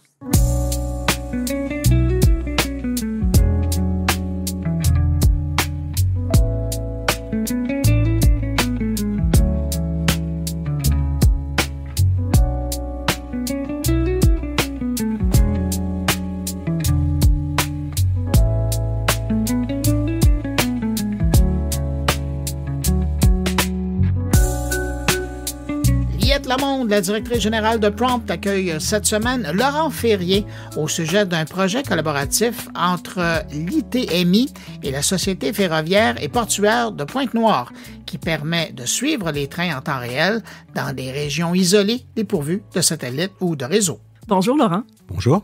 Laurent, vous êtes directeur de la recherche et de l'innovation au Cégep de Sept-Îles et professeur associé à l'UQAC, donc l'Université du Québec à Chicoutimi. Vous êtes titulaire d'ailleurs d'un doctorat de l'UQAC en système embarqué et Internet des objets et vous êtes spécialisé dans l'utilisation de protocoles de communication issus de l'Internet des objets, du Bluetooth, qu'on connaît bien, et aussi de LoRaWAN et de Zigbee. Aujourd'hui, on vous présente un projet collaboratif entre l'ITMI, au sein donc du Centre de recherche du Cégep, en collaboration avec la Société ferroviaire et portuaire de Pointe-Noire. Laurent, dites-nous un mot sur quelle est l'expertise de l'ITMI, qui est un centre collégial de transfert technologique. Bien. Alors, l'ITMI, dans un premier temps, c'est l'Institut technologique de maintenance industrielle. Donc, le cœur de métier de l'ITMI, c'est de développer des systèmes pour faire de la maintenance industrielle et de prédire les défaillances à venir sur les dispositifs industriels. Donc, ça veut dire qu'il faut instrumenter les dispositifs industriels avec des capteurs, remonter les données par tous les moyens de télécommunication possibles, dépendamment du milieu de propagation, évidemment, stocker ces données sur des serveurs, par exemple, stockage cloud si on veut, et puis après derrière donc développer des systèmes de supervision des données à distance, de générer également des systèmes de génération d'alertes, et puis également des algorithmes pour faire parler les données et donc prédire les défaillances à venir. Notre projet, donc, il vise à permettre de suivre les trains en temps réel, notamment dans les régions isolées qui sont dépourvues de satellites ou de réseaux. C'est un système qui utilise des nanosatellites et des ballons captifs pour surveiller les trains, qu'ils soient en mouvement ou à l'arrêt. Mettez-nous ça en contexte, là. Qu'est-ce que c'est le contexte de la région où cette innovation-là s'est développée et quelle était la problématique qu'on voulait résoudre avec cette innovation? Alors, le contexte de la côte nord du Québec, c'est donc essentiellement, il y a beaucoup l'industrie minière qui intervient. Donc, le minerai de fer est acheminé des mines du nord de Québec jusqu'au port de cette île pour charger des minéraliers et être traité à l'extérieur. Donc, l'acheminement se fait par l'intermédiaire de longs convois ferroviaires, 240 wagons ou 130 wagons typiquement.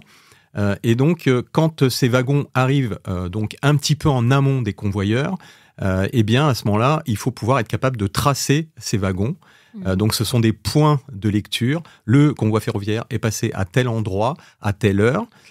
Et donc, ensuite, les wagons de proche en proche sont amenés jusqu'à un déverseur où donc ils sont retournés pour les wagons ouverts, bien sûr, de façon à ce que le minerai soit déchargé sur ces longs convoyeurs qui font à peu près 2 km et qui vont donc charger les minéraliers. Donc, l'intérêt du projet pour ces compagnies ferroviaires, c'est de pouvoir tracer ces longs convois de façon à améliorer donc leur logistique et avoir à la fin des fins donc des gains financiers. Et quel est l'autre défi? Milieu isolé, enjeu de télécommunication, n'est-ce pas? Alors, effectivement, c'est un gros enjeu puisque sur la côte nord, on est aux portes, en tout cas à cette île, on est aux portes du milieu isolé. Donc, il faut être astucieux et donc avoir des systèmes qui sont capables d'amener de la télécommunication dans ces endroits de façon à ce que ces systèmes de traçabilité, notamment, soient efficaces. Donc, il y a des problèmes, effectivement, de télécommunication, mais aussi des problèmes d'alimentation. Il n'y a pas forcément électrique, il n'y a pas forcément du réseau électrique partout. Et donc, qu'est-ce que vous avez utilisé comme technologie? En quoi est-ce que les nanosatellites, par exemple, arrivent en ligne de compte dans votre innovation? Alors, notre innovation est très intéressante. J'ai coutume de dire que c'est un caméléon. C'est comme un système versatile. Elle s'adapte en fait à quasiment tous les milieux d'implantation. Donc, on a des briques, on a une brique énergétique, c'est-à-dire que s'il y a du réseau électrique sur les voies, on alimente nos systèmes par du réseau électrique, très simplement. Et par contre, si on n'en a pas, on vient mettre des solutions type énergie renouvelable, donc avec des panneaux photovoltaïques. On a ensuite une autre brique, qui est la plus importante, c'est le cœur du système, c'est la brique de télécommunication. Si on a du réseau LTE, on vient mettre notre système LTE pour envoyer les données. Si on a du Wi-Fi, on va mettre du Wi-Fi. Et puis, donc, par contre, si on n'a pas ces types de systèmes que l'on connaît partout, c'est là où on va amener donc une solution innovante avec du nanosatellite. Excellent. Je pense que vous avez bien montré la versatilité de la chose. Mais à la base, d'où c'est venu cette idée? Comment est-ce que ça a germé en vous, cette idée d'innovation? En fait, très simplement, associer donc les nanosatellites déjà à notre système, c'est venu d'il y a quelques années. Je crois que c'était en 2019. J'étais allé à un très grand congrès donc à Amsterdam sur l'Internet des objets. Puis j'aime bien cet endroit-là et ce type de congrès parce qu'on est avec des chercheurs et des industriels qui ont développé vraiment des systèmes. Donc, on peut échanger un peu d'égal à égal, parce que moi, j'aime bien ça aussi, le développement. Et à cette époque-là, on commençait à associer donc les nanosatellites donc à l'Internet des objets, dans l'Internet des objets, c'est-à-dire comme une solution qui permettait d'envoyer des données capteurs en milieu isolé. Donc c'est là que ça a commencé à germer. Et en revenant dans le train, en allant prendre mon avion, j'allais reprendre mon avion à Paris, dans le Thalys, ça a commencé à germer en me disant là, il va sûrement falloir y aller, quoi. Très simplement. Et ça y est, on voit où est-ce que ça vous a amené aujourd'hui. On sait que ces collaborations académiques et entreprises, il y a quand même des défis là-dedans. Qu'est-ce que vous avez rencontré comme défi rapidement? Alors effectivement, il y a des enjeux, mais je crois que le principal enjeu, c'est d'être capable de se synchroniser donc avec la compagnie pour laquelle on va finalement implanter ce système. Parce que, évidemment, ce qui fait toujours peur dans ces projets de recherche et développement, ce qu'on retient, c'est pas forcément le deuxième mot, le développement, pourtant c'est celui qui est sorti le dernier, mais c'est souvent le mot recherche. Et le mot recherche fait très peur donc aux compagnies, parce qu'elles se disent, c'est un projet de recherche, on sait pas où ça va aller et on sait pas si ça va se terminer un jour ou l'autre. Ouais, donc il y a une incertitude à la base. Il y a une incertitude à la base. Et puis ça, comment on la résout, cette incertitude? Parce que c'est de la recherche appliquée que l'on fait. Oui. Eh bien, c'est dès le début de commencer à avoir des échanges, et puis à faire un suivi très régulier et à vraiment communiquer très fort, avoir un gros suivi donc avec les compagnies. Et moi, je l'ai vu donc avec la Société ferroviaire et portuaire de Pointe-Noire. On a eu cette synchronisation qui s'est développée bon an mal an au cours du temps. Et à la fin des fins, c'était génial parce que effectivement, la compagnie a vraiment compris qu'on s'accrochait coûte que coûte, malgré les difficultés qu'on a rencontrées, parce qu'il y a toujours des difficultés, même si on essaye de développer le système en laboratoire au plus près de ce qu'on va rencontrer sur le terrain. L'implantation amène toujours de nouveaux enjeux. Et donc, ils se sont rendus compte qu'effectivement, on s'accrochait, qu'on lâchait pas et qu'à la fin des fins, on a livré notre système. Et surtout dans des conditions difficiles, hivernales. En tout cas, on aurait pu en parler pendant 1 heure de tout ce que vous avez fait subir à votre système pour arriver à le rendre à sa versatilité. En bout de ligne, c'est quoi l'impact de cette innovation-là? On a parlé des gains économiques naturellement pour la société ferroviaire, mais est-ce qu'il y a d'autres impacts positifs? Il peut y avoir on peut envisager des impacts environnementaux, puisque, alors déjà, quand on a des dispositifs qui sont alimentés par des solutions énergie renouvelable, bien là, on est vraiment sur la limitation de l'empreinte carbone, c'est sûr et certain. Et puis après, derrière, l'amélioration de cette logistique fait qu'on risque d'avoir des consommations de carburant donc au niveau des locomotives qui vont être inférieures, moins de temps de stationnement puisqu'on optimise un petit peu le parcours des trains finalement. Et donc, forcément, ça donc a un gain, un intérêt donc sur l'empreinte environnementale de la compagnie. Complètement. Vous, là, Laurent, qu'est-ce qui vous motive à innover comme ça tous les jours de votre vie? Alors, ce qui me motive, c'est sûr que j'ai beaucoup d'idées qui germent beaucoup dans ma tête. Et donc, ce qui me motive toujours, c'est d'avoir des problématiques à résoudre, mais en sachant que poser un chemin, structurer les choses, puis à la fin des fins, on va sortir quelque chose d'innovant. Puisque j'ai coutume de dire souvent, les gens dans l'imaginaire humain pensent que l'innovation, c'est quelque chose qui est complètement nouveau, qu'on n'a jamais vu nulle part. Et donc, quelque part, c'est quelque chose qui est inventé, c'est une invention. Alors, l'innovation, c'est pas forcément une invention, c'est souvent l'association de concepts qui n'ont jamais été associés encore, que l'on vient mettre ensemble et qui font que c'est une innovation. Donc, c'est ça aussi qui me motive beaucoup, effectivement. Merci beaucoup, Laurent Ferrier. L'ITMI, c'est un des 59 CCTT, donc Centres collégiaux de transfert technologique du Québec. Si vous recherchez des experts comme Laurent pour vous aider à innover, je vous invite à évaluer les possibilités de collaboration avec des partenaires académiques, universitaires, mais aussi avec les CCTT. C'est une excellente façon d'accéder aux fruits de la recherche pour les entreprises de toute taille et il existe chez Prom du financement sous forme de subventions pour dérisquer encore davantage votre projet. Merci Laurent pour cette belle conversation. Merci beaucoup, ça m'a fait plaisir.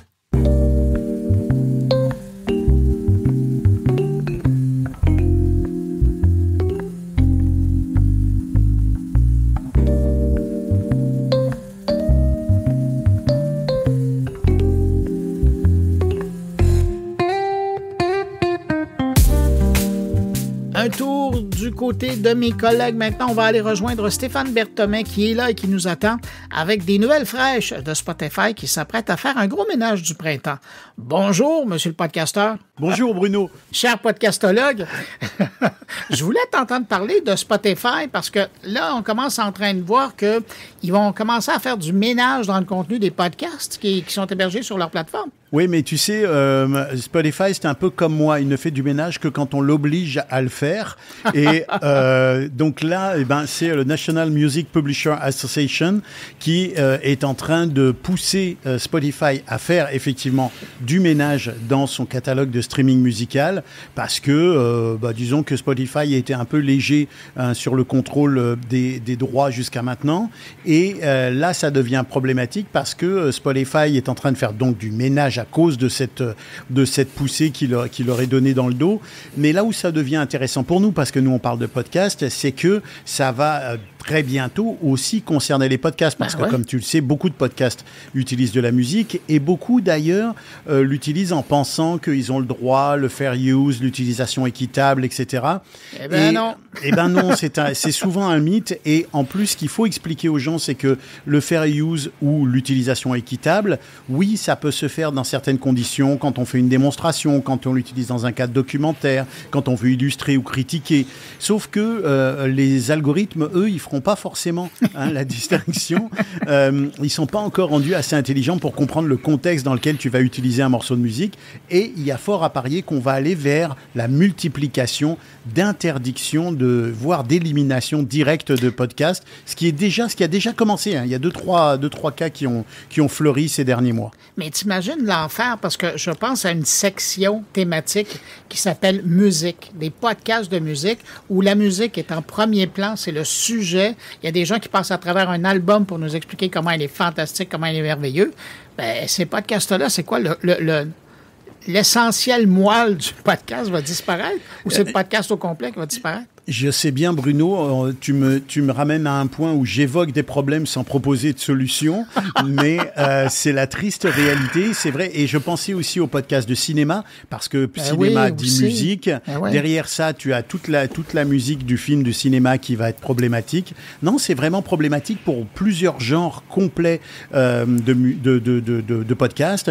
Et il faut rappeler aux gens qui font du podcast et qui se servent de ce qu'on appelle un bed musical ou une intro ou autre, qu'on peut trouver de la musique quand même assez facilement à des tarifs vraiment très raisonnables et que il faut éviter de se retrouver dans la situation où on va avoir son épisode qui va être tout simplement retiré dans le meilleur des cas, parce que moi j'ai eu des cas de gens qui m'ont écrit il y a pas longtemps pour me dire tout l'ensemble de mon podcast a été ni plus ni moins retiré de Spotify, ma centaine d'épisodes du jour au lendemain, avec un petit courriel en anglais me disant que j'ai enfreint certaines des règles de diffusion.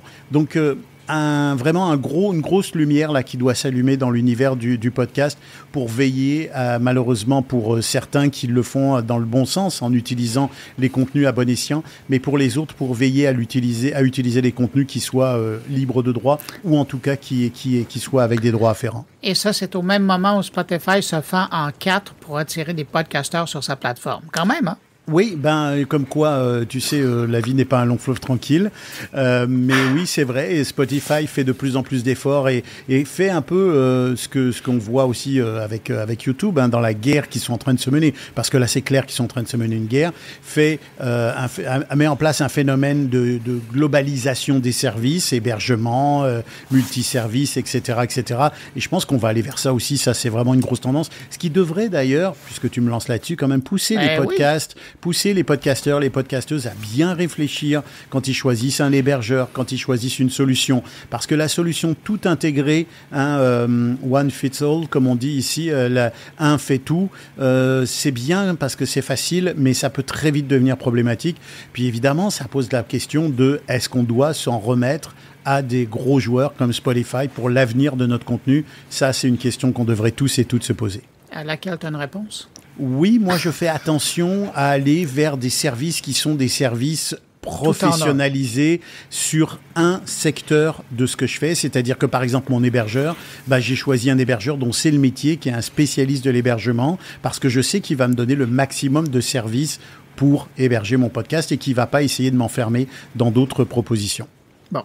Autre information sur laquelle je voulais t'entendre cette semaine, ça a attiré mon attention, c'est le fait que Netflix se lance dans le podcast.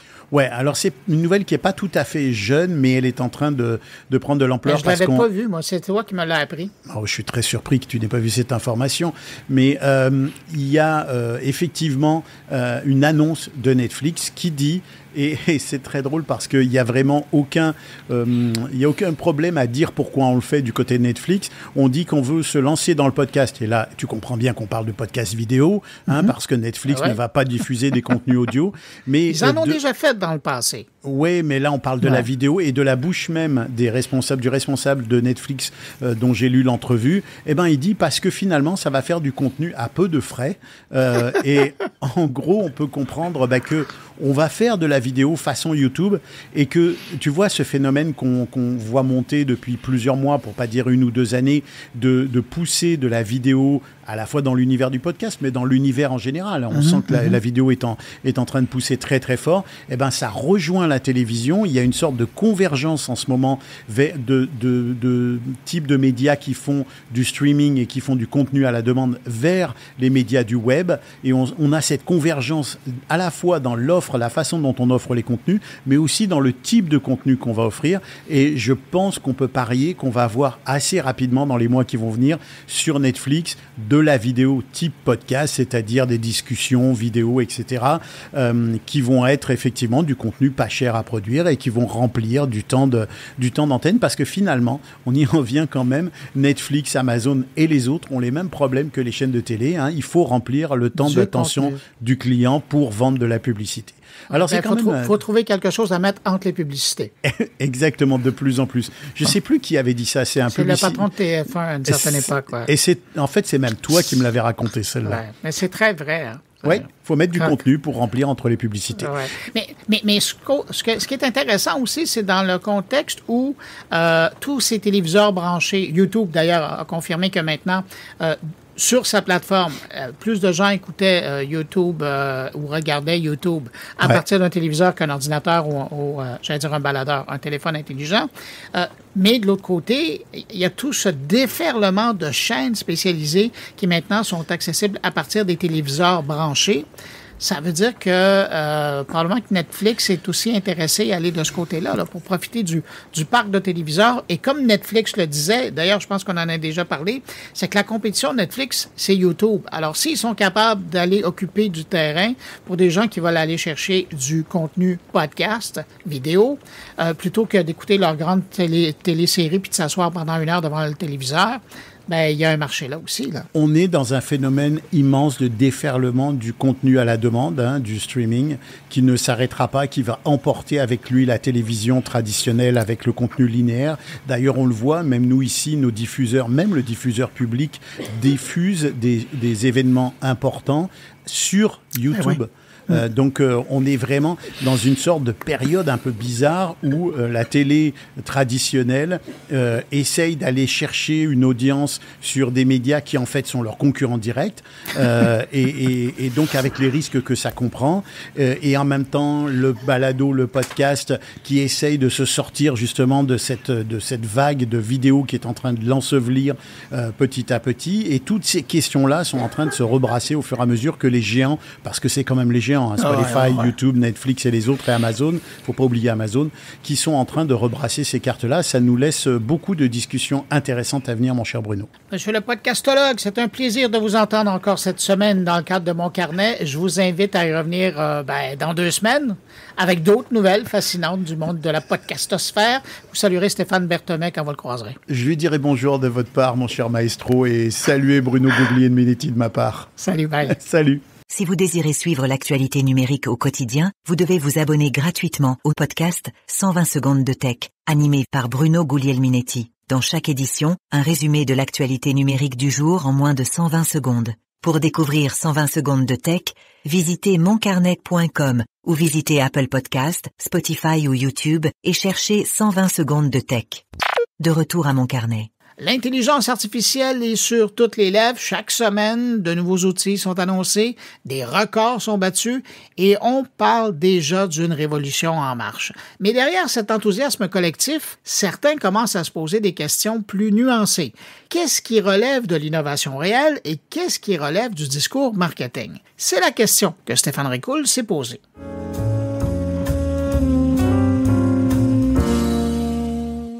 L'enthousiasme pour l'intelligence artificielle semble avoir envahi la planète.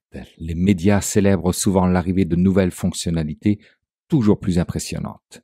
Les géants des technologies investissent massivement pour augmenter la taille de leur modèle de langage, dans l'espoir de franchir un cap décisif vers une intelligence artificielle toujours plus performante. Seulement voilà, je commence aussi à lire par-ci et par-là quelques observateurs qui s'interrogent sur la solidité réelle des avancées annoncées. D'un côté, vous avez les discours très optimistes. Les IA supplanteront bientôt les humains dans leurs tâches cognitives complexes. Le code se générera presque tout seul, ou encore la révolution est en marche. De l'autre côté, des voix plus sceptiques considèrent que les démonstrations actuelles reposent souvent sur des scénarios artificiels, comme des tests sur des jeux de données peu représentatifs, l'utilisation de démos spectaculaires mais ciblés, ou encore des benchmarks qui ne reflètent pas exactement les défis du terrain. J'ai récemment lu un article dont la traduction libre du titre était « Les récents progrès des modèles d'IA ressemblent surtout à de la bullshit ». Assez direct et clair comme titre, suffisamment en tout cas pour susciter un débat d'idées dans les commentaires.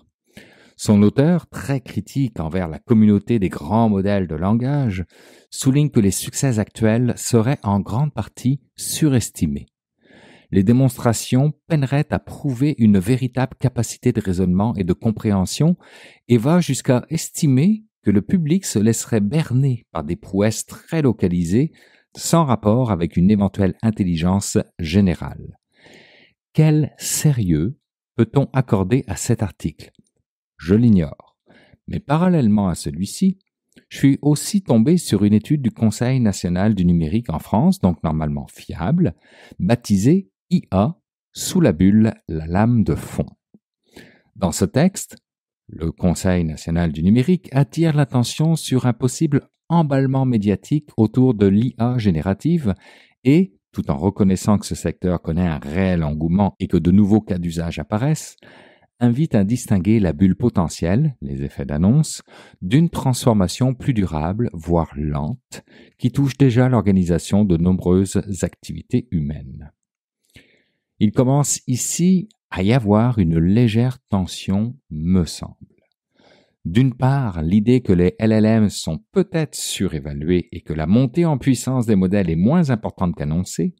D'autre part, la conviction que même s'il existe un certain effet de bulle, des changements réels et peut-être irréversibles se jouent dans la façon de produire, de collaborer et de créer.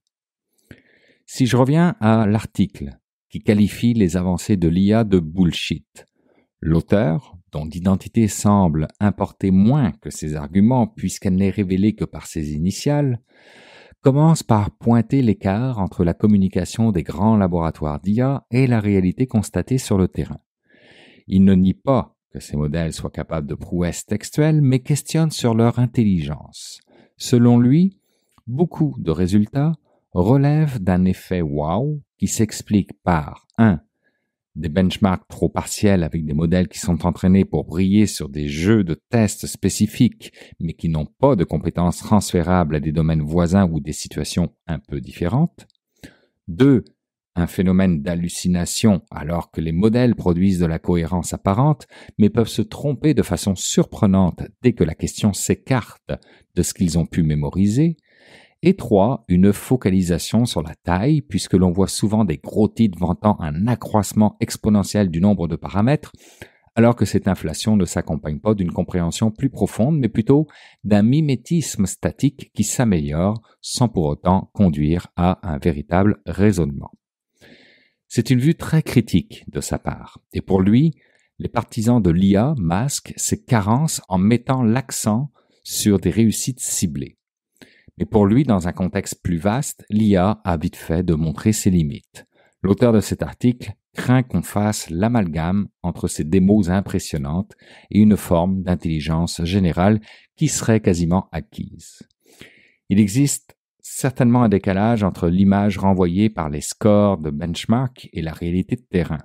Parfois, même les tout derniers modèles peinent à analyser de larges bases de code, ratent des bugs importants ou signalent de fausses failles, faisant en sorte que l'aide de l'humain demeure toujours cruciale. Cependant, il ne faut pas nier qu'il existe aussi de réels progrès. Dans cette génération de code de routine, par exemple, où l'IA est un atout qui fait gagner du temps, ou encore avec des nouveaux modèles qui parviennent à aborder des problématiques plus élevées qu'auparavant, voire dans des contextes plus ludiques, comme le modèle de Claude qui joue au Pokémon, et pour lequel on observe que la machine apprend à progresser, ce qui prouve une capacité de planification inédite par rapport à d'anciennes versions. Tout n'est donc pas faux. Le problème est plutôt celui de la généralisation facile. Ce qui m'amène au concept de la crainte d'une bulle de l'IA générative tel que le souligne Gilles Babinet. À ses yeux, les grands effets d'annonce autour des LLM cachent une impasse possible. Premièrement, les progrès spectaculaires exhibés dans la presse reposeront sur une architecture qui ne fournit pas de base d'intelligence solide. Deuxièmement, la limitation intrinsèque à la compréhension profonde aboutira tôt ou tard à une déception massive. Les investisseurs pourraient se détourner, ce qui briserait la bulle. À l'image des bulles des dot-com en 2000, nous n'assistons peut-être pas à la genèse d'une IA générale ou révolutionnaire, mais à une euphorie qui s'emballera avant de retomber. Et dans cette hypothèse, on resterait avec des solutions utiles dans des niches, sans pour autant changer radicalement l'ensemble du paysage industriel ou sociétal. Alors certes, il existe bel et bien un emballement médiatique et le terme IA est parfois utilisé de façon abusive, mais le Conseil national du numérique en France défend tout de même l'idée qu'une lame de fond est bien à l'œuvre et qu'elle s'invite dans la quasi-totalité des secteurs d'activité, des gains de productivité réellement constatés dans de multiples entreprises, à la transformation des métiers en passant par l'évolution des pratiques culturelles et éducatives. Donc, même si la bulle se dégonfle, la trajectoire demeure. L'IA, sous sa forme actuelle, avec ses limites et ses forces, est d'ores et déjà implantée dans de nombreux processus concrets. Alors dites-moi, faut-il conclure que l'IA est surévaluée et condamnée à l'éclatement de sa bulle, ou qu'elle constitue la plus grande révolution technologique depuis l'avènement d'Internet? Moi, je pense qu'il est préférable de dépasser cette opposition simpliste. Certes, les grands modèles actuels sont loin de l'intelligence qu'ils prétendent parfois incarner. Le scepticisme exprimé dans l'article « Bullshit » souligne à juste titre certaines dérives. Mais en même temps, on ne peut pas nier que l'IA générative transforme déjà de nombreuses chaînes de valeur. Dans un contexte économique où chaque gain de productivité compte, on est définitivement preneur. Par ailleurs, la recherche en IA ne se réduit pas à grossir les modèles. Elle développe aussi des méthodes plus sophistiquées de raisonnement symbolique, des architectures hybrides, des avancées en multimodalité, des protocoles de vérification de réponse pour limiter les hallucinations, et ainsi de suite. Lorsque le Conseil national du numérique évoque la lame de fond, il ne nie pas que l'on soit en partie dans une bulle. Mais sous la bulle, c'est-à-dire sous l'exagération et l'emballement, se cache une dynamique plus ancrée. Les entreprises, les laboratoires et les utilisateurs progressent dans la compréhension de ce que les modèles peuvent ou ne peuvent pas faire. On perfectionne petit à petit l'intégration de l'IA dans des systèmes plus larges comme la mise en place de processus d'audit, la création d'outils de contrôle, l'utilisation de prompts mieux ficelés, la sélection de cas d'usage réellement adaptés à l'apprentissage automatique, etc. Ainsi, la progression la plus marquante n'est pas forcément celle que l'on voit dans les scores ou les articles spectaculaires. Elle se niche souvent dans l'apprentissage progressif de nouvelles pratiques, dans la mise en place de solutions d'assistance, dans l'effort d'éducation numérique des salariés ou des citoyens.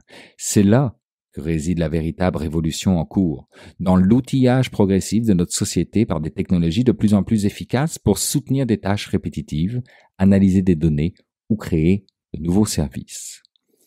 Au final, on peut retenir que oui, il existe un risque de bulle dans la façon dont on vend l'IA au grand public ou aux investisseurs. Néanmoins, il serait imprudent de conclure que le LLM ne serve à rien et qu'il n'apporte aucun changement. La vérité se situe quelque part entre l'euphorie inconditionnelle et le rejet abrupt. La bonne posture réside donc peut-être dans la lucidité en mesurant l'apport réel des modèles en situation, en identifiant où ils augmentent la productivité, où ils nécessitent un contrôle humain et où ils s'avèrent impraticables. Si l'on veut éviter la déception, il faut gérer nos attentes et inventer des façons de cohabiter entre notre intelligence humaine et l'intelligence artificielle. C'est dans cet équilibre fait de pragmatisme et d'innovation concrète que semble se jouer la lame de fond, indépendamment des effets de mode. Et que je me sens sage quand je dis ça.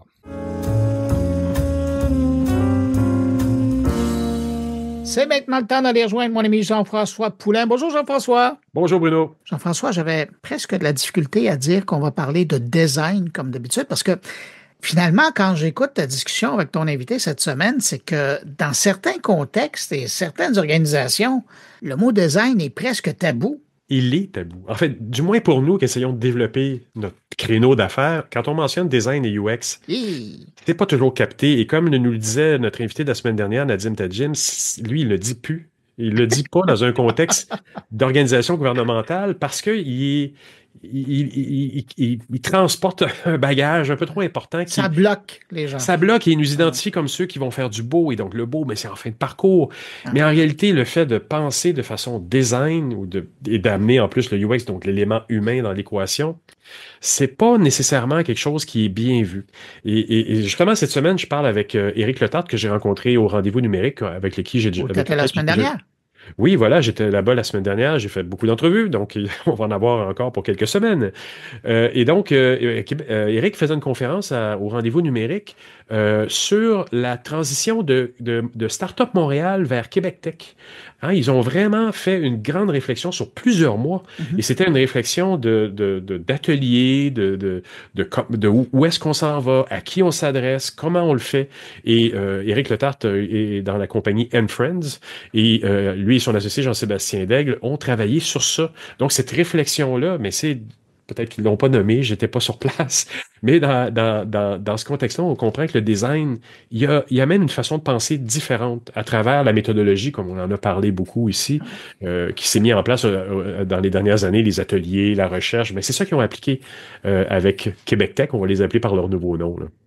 Et dans le fond, les Français appelleraient ça du rebranding.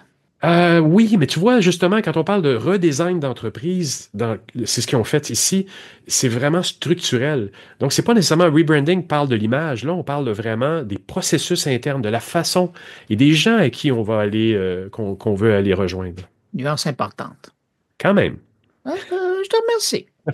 Jean-François, on va aller écouter cette entrevue-là, que moi, j'ai déjà entendue, mais que je vais inviter les gens à écouter, parce qu'elle est vraiment intéressante. Ça fait réfléchir sur le processus mieux. De design.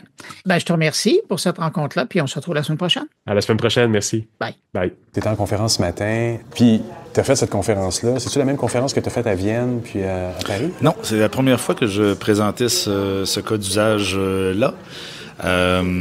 Les conférences en Europe, on était plus sur de l'introduction à Edgy, au design d'entreprise, tandis que ce que j'avais envie de faire ici, puisque Startup Montréal est quand même assez connu au Québec, puisque Québec Tech a quand même fait des journaux un peu, Richard Chénier aussi a fait la presse il y a un mois, donc je pense que ça connectait un peu avec la réalité des startups québécoises en ce moment. Donc c'est pour ça que Québec Tech, c'est pas connu en Europe. Startup Montréal, c'est pas connu en Europe.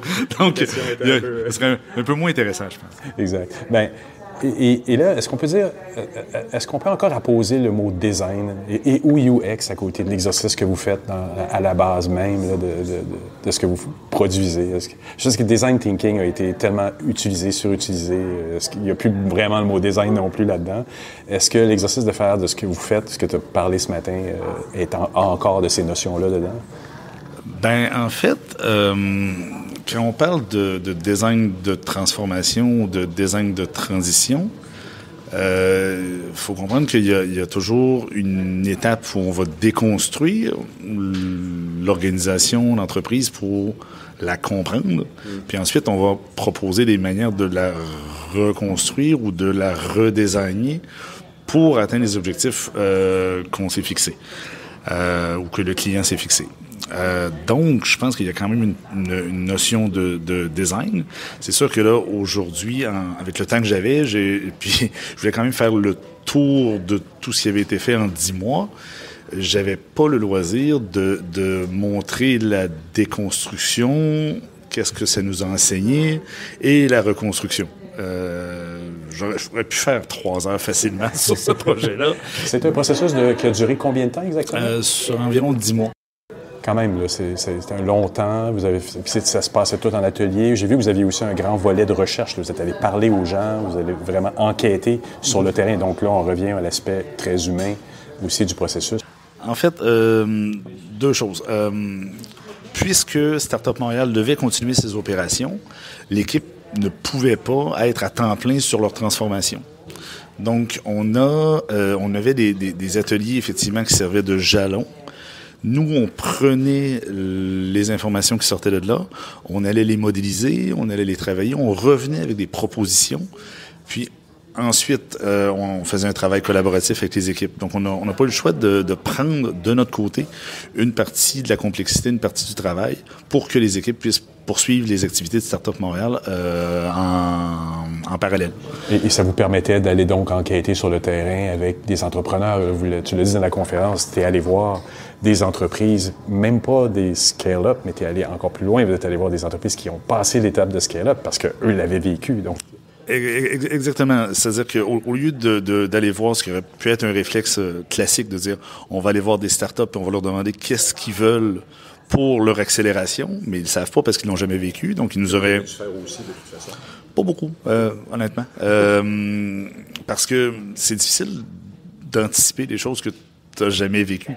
Donc la stratégie, c'était d'aller voir des gens qui l'ont vécu avec plus ou moins de difficultés, ou même plus ou moins de succès, pour en tirer des apprentissages qui allaient nous permettre de concevoir des programmes qui étaient beaucoup plus adapté que ce qu'on aurait pu faire avec des gens qui étaient plus en mode aspirationnel, quoi.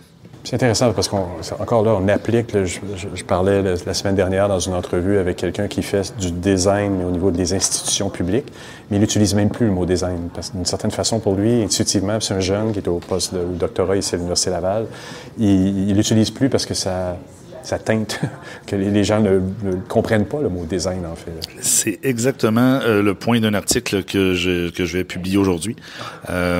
C'est-à-dire, pour une raison que je m'explique plus ou moins, mais ça fait partie de la culture, c'est la vie, les gens associent encore énormément le design à l'esthétisme. Ouais.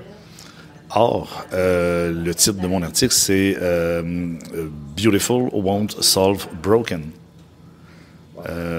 Donc, on peut continuer à penser que le design, c'est uniquement faire des coins ronds sur un bouton ou mettre un pot de fleurs sur la table.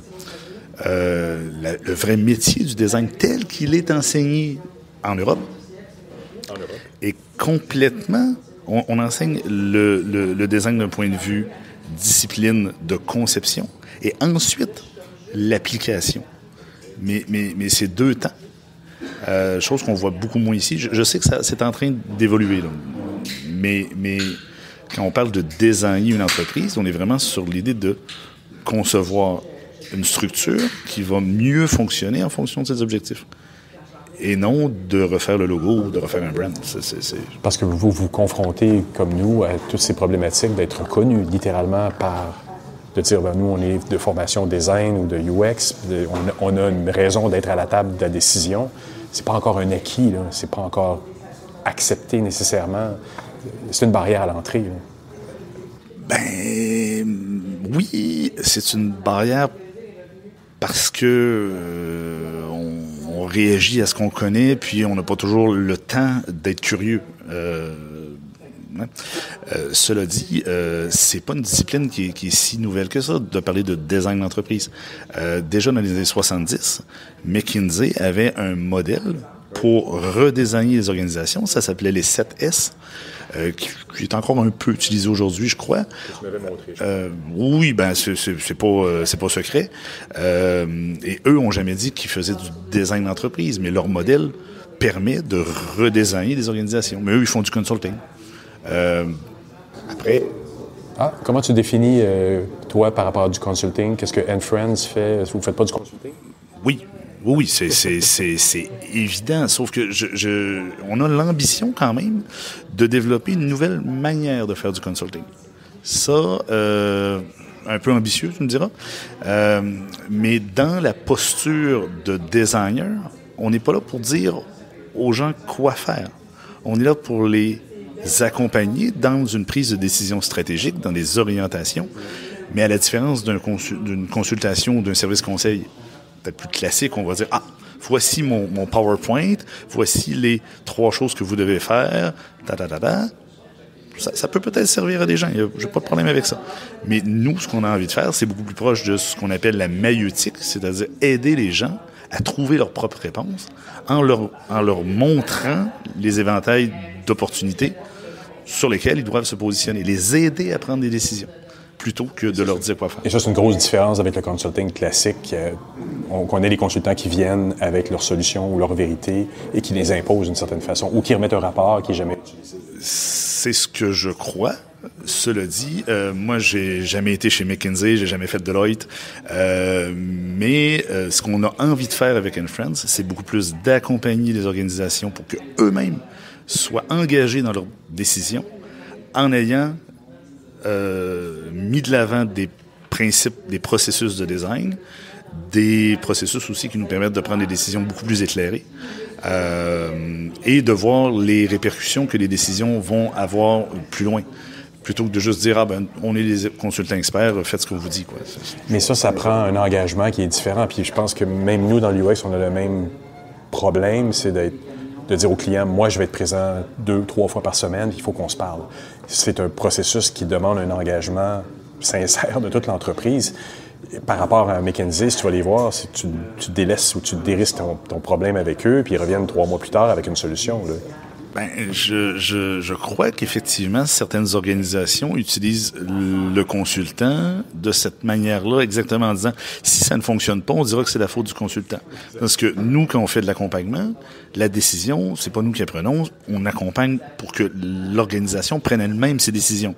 Donc, si ça fonctionne pas, ça va être quand même un constat, mais quelque part, c'est intéressant aussi de prendre ses responsabilités dans la vie, d'être autonome, de grandir là-dedans, d'évoluer. Quand on accompagne sur une transition, on sait où on démarre, on sait où on veut aller, mais ça sera pas linéaire. Il va y avoir des détours, il va y avoir des difficultés.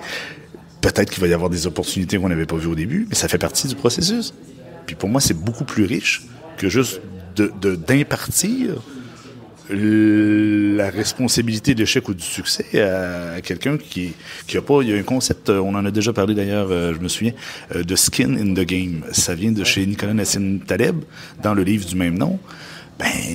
Quand on est parti à quelqu'un d'autre, la prise de décision, cette personne-là n'a pas de skin in the game. Tandis que en design, on s'implique, on est là à côté des organisations dans lesquelles on intervient. C'est le grand différenciateur, en fait. Quand on vient en consultation design, c'est qu'on est en amont, mais on est skin in the game. On est avec l'entrepreneur, et l'entrepreneur doit être là aussi. Ça prend une belle forme de leadership aussi côté entrepreneurial. Oui, j'ai l'impression que ce qu'on a envie de créer en termes de service conseil, beaucoup plus proche du design, ça s'adresse probablement pas à tout le monde. C'est bien correct, là. mais ce qu'on voit, par contre, c'est que les gens avec qui on travaille en design d'entreprise, en design de transformation, deviennent beaucoup plus autonomes, deviennent beaucoup plus solides dans leur rôle. Et si quelqu'un est intéressé à faire une carrière, à grandir, je pense que c'est une approche qui peut être intéressante. Mais il y a une bien meilleure pérennité quand les équipes se sont impliquées réellement et que les solutions viennent et qui ont vraiment été écoutées et appliquées par eux, mises en place par eux ou pensées par eux et appliquées par eux après. C'est complètement différent que de voir un rapport McKinsey arriver sur la table et dire c'est ce que faut que vous fassiez à partir de maintenant. Ça n'a pas la même pérennité, là.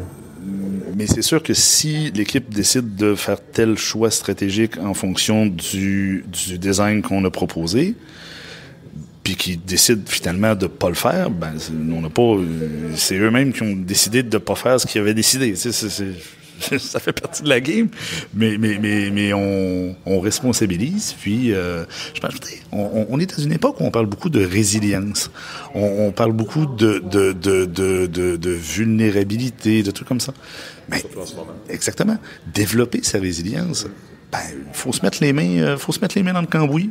Faut assumer que toutes les décisions seront pas forcément top, mais au moins ça va être les nôtres.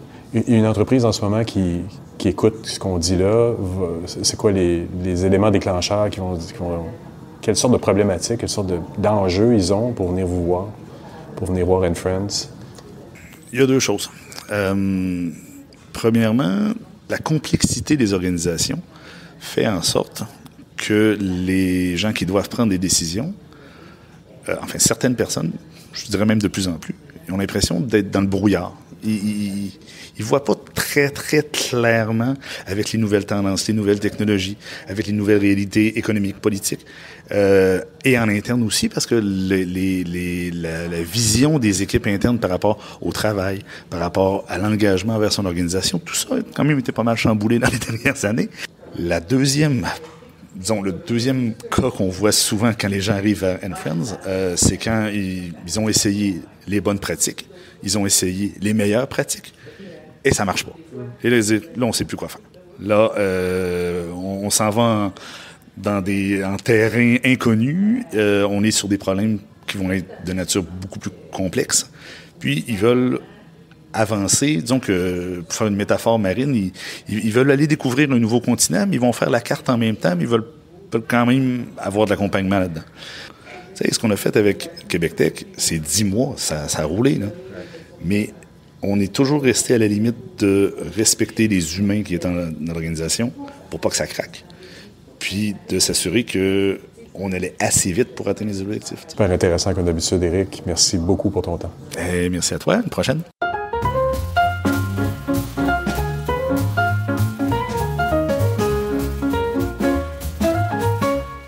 Voilà, c'est ainsi que se termine cette édition de Mon Carnet. Un grand merci à nos invités et merci à mes collègues Jérôme Colombin, Stéphane Berthomet, Stéphane Ricoul et Jean-François Poulain pour leur présence cette semaine. Et surtout, merci à vous d'avoir été là jusqu'au bout de ce podcast. Toujours un plaisir de partager ce moment avec vous. On se retrouve vendredi prochain pour une nouvelle édition de Mon Carnet et dès lundi, si vous avez pris la bonne habitude d'écouter 120 secondes de tech, portez-vous bien, à très bientôt et joyeuse Pâques!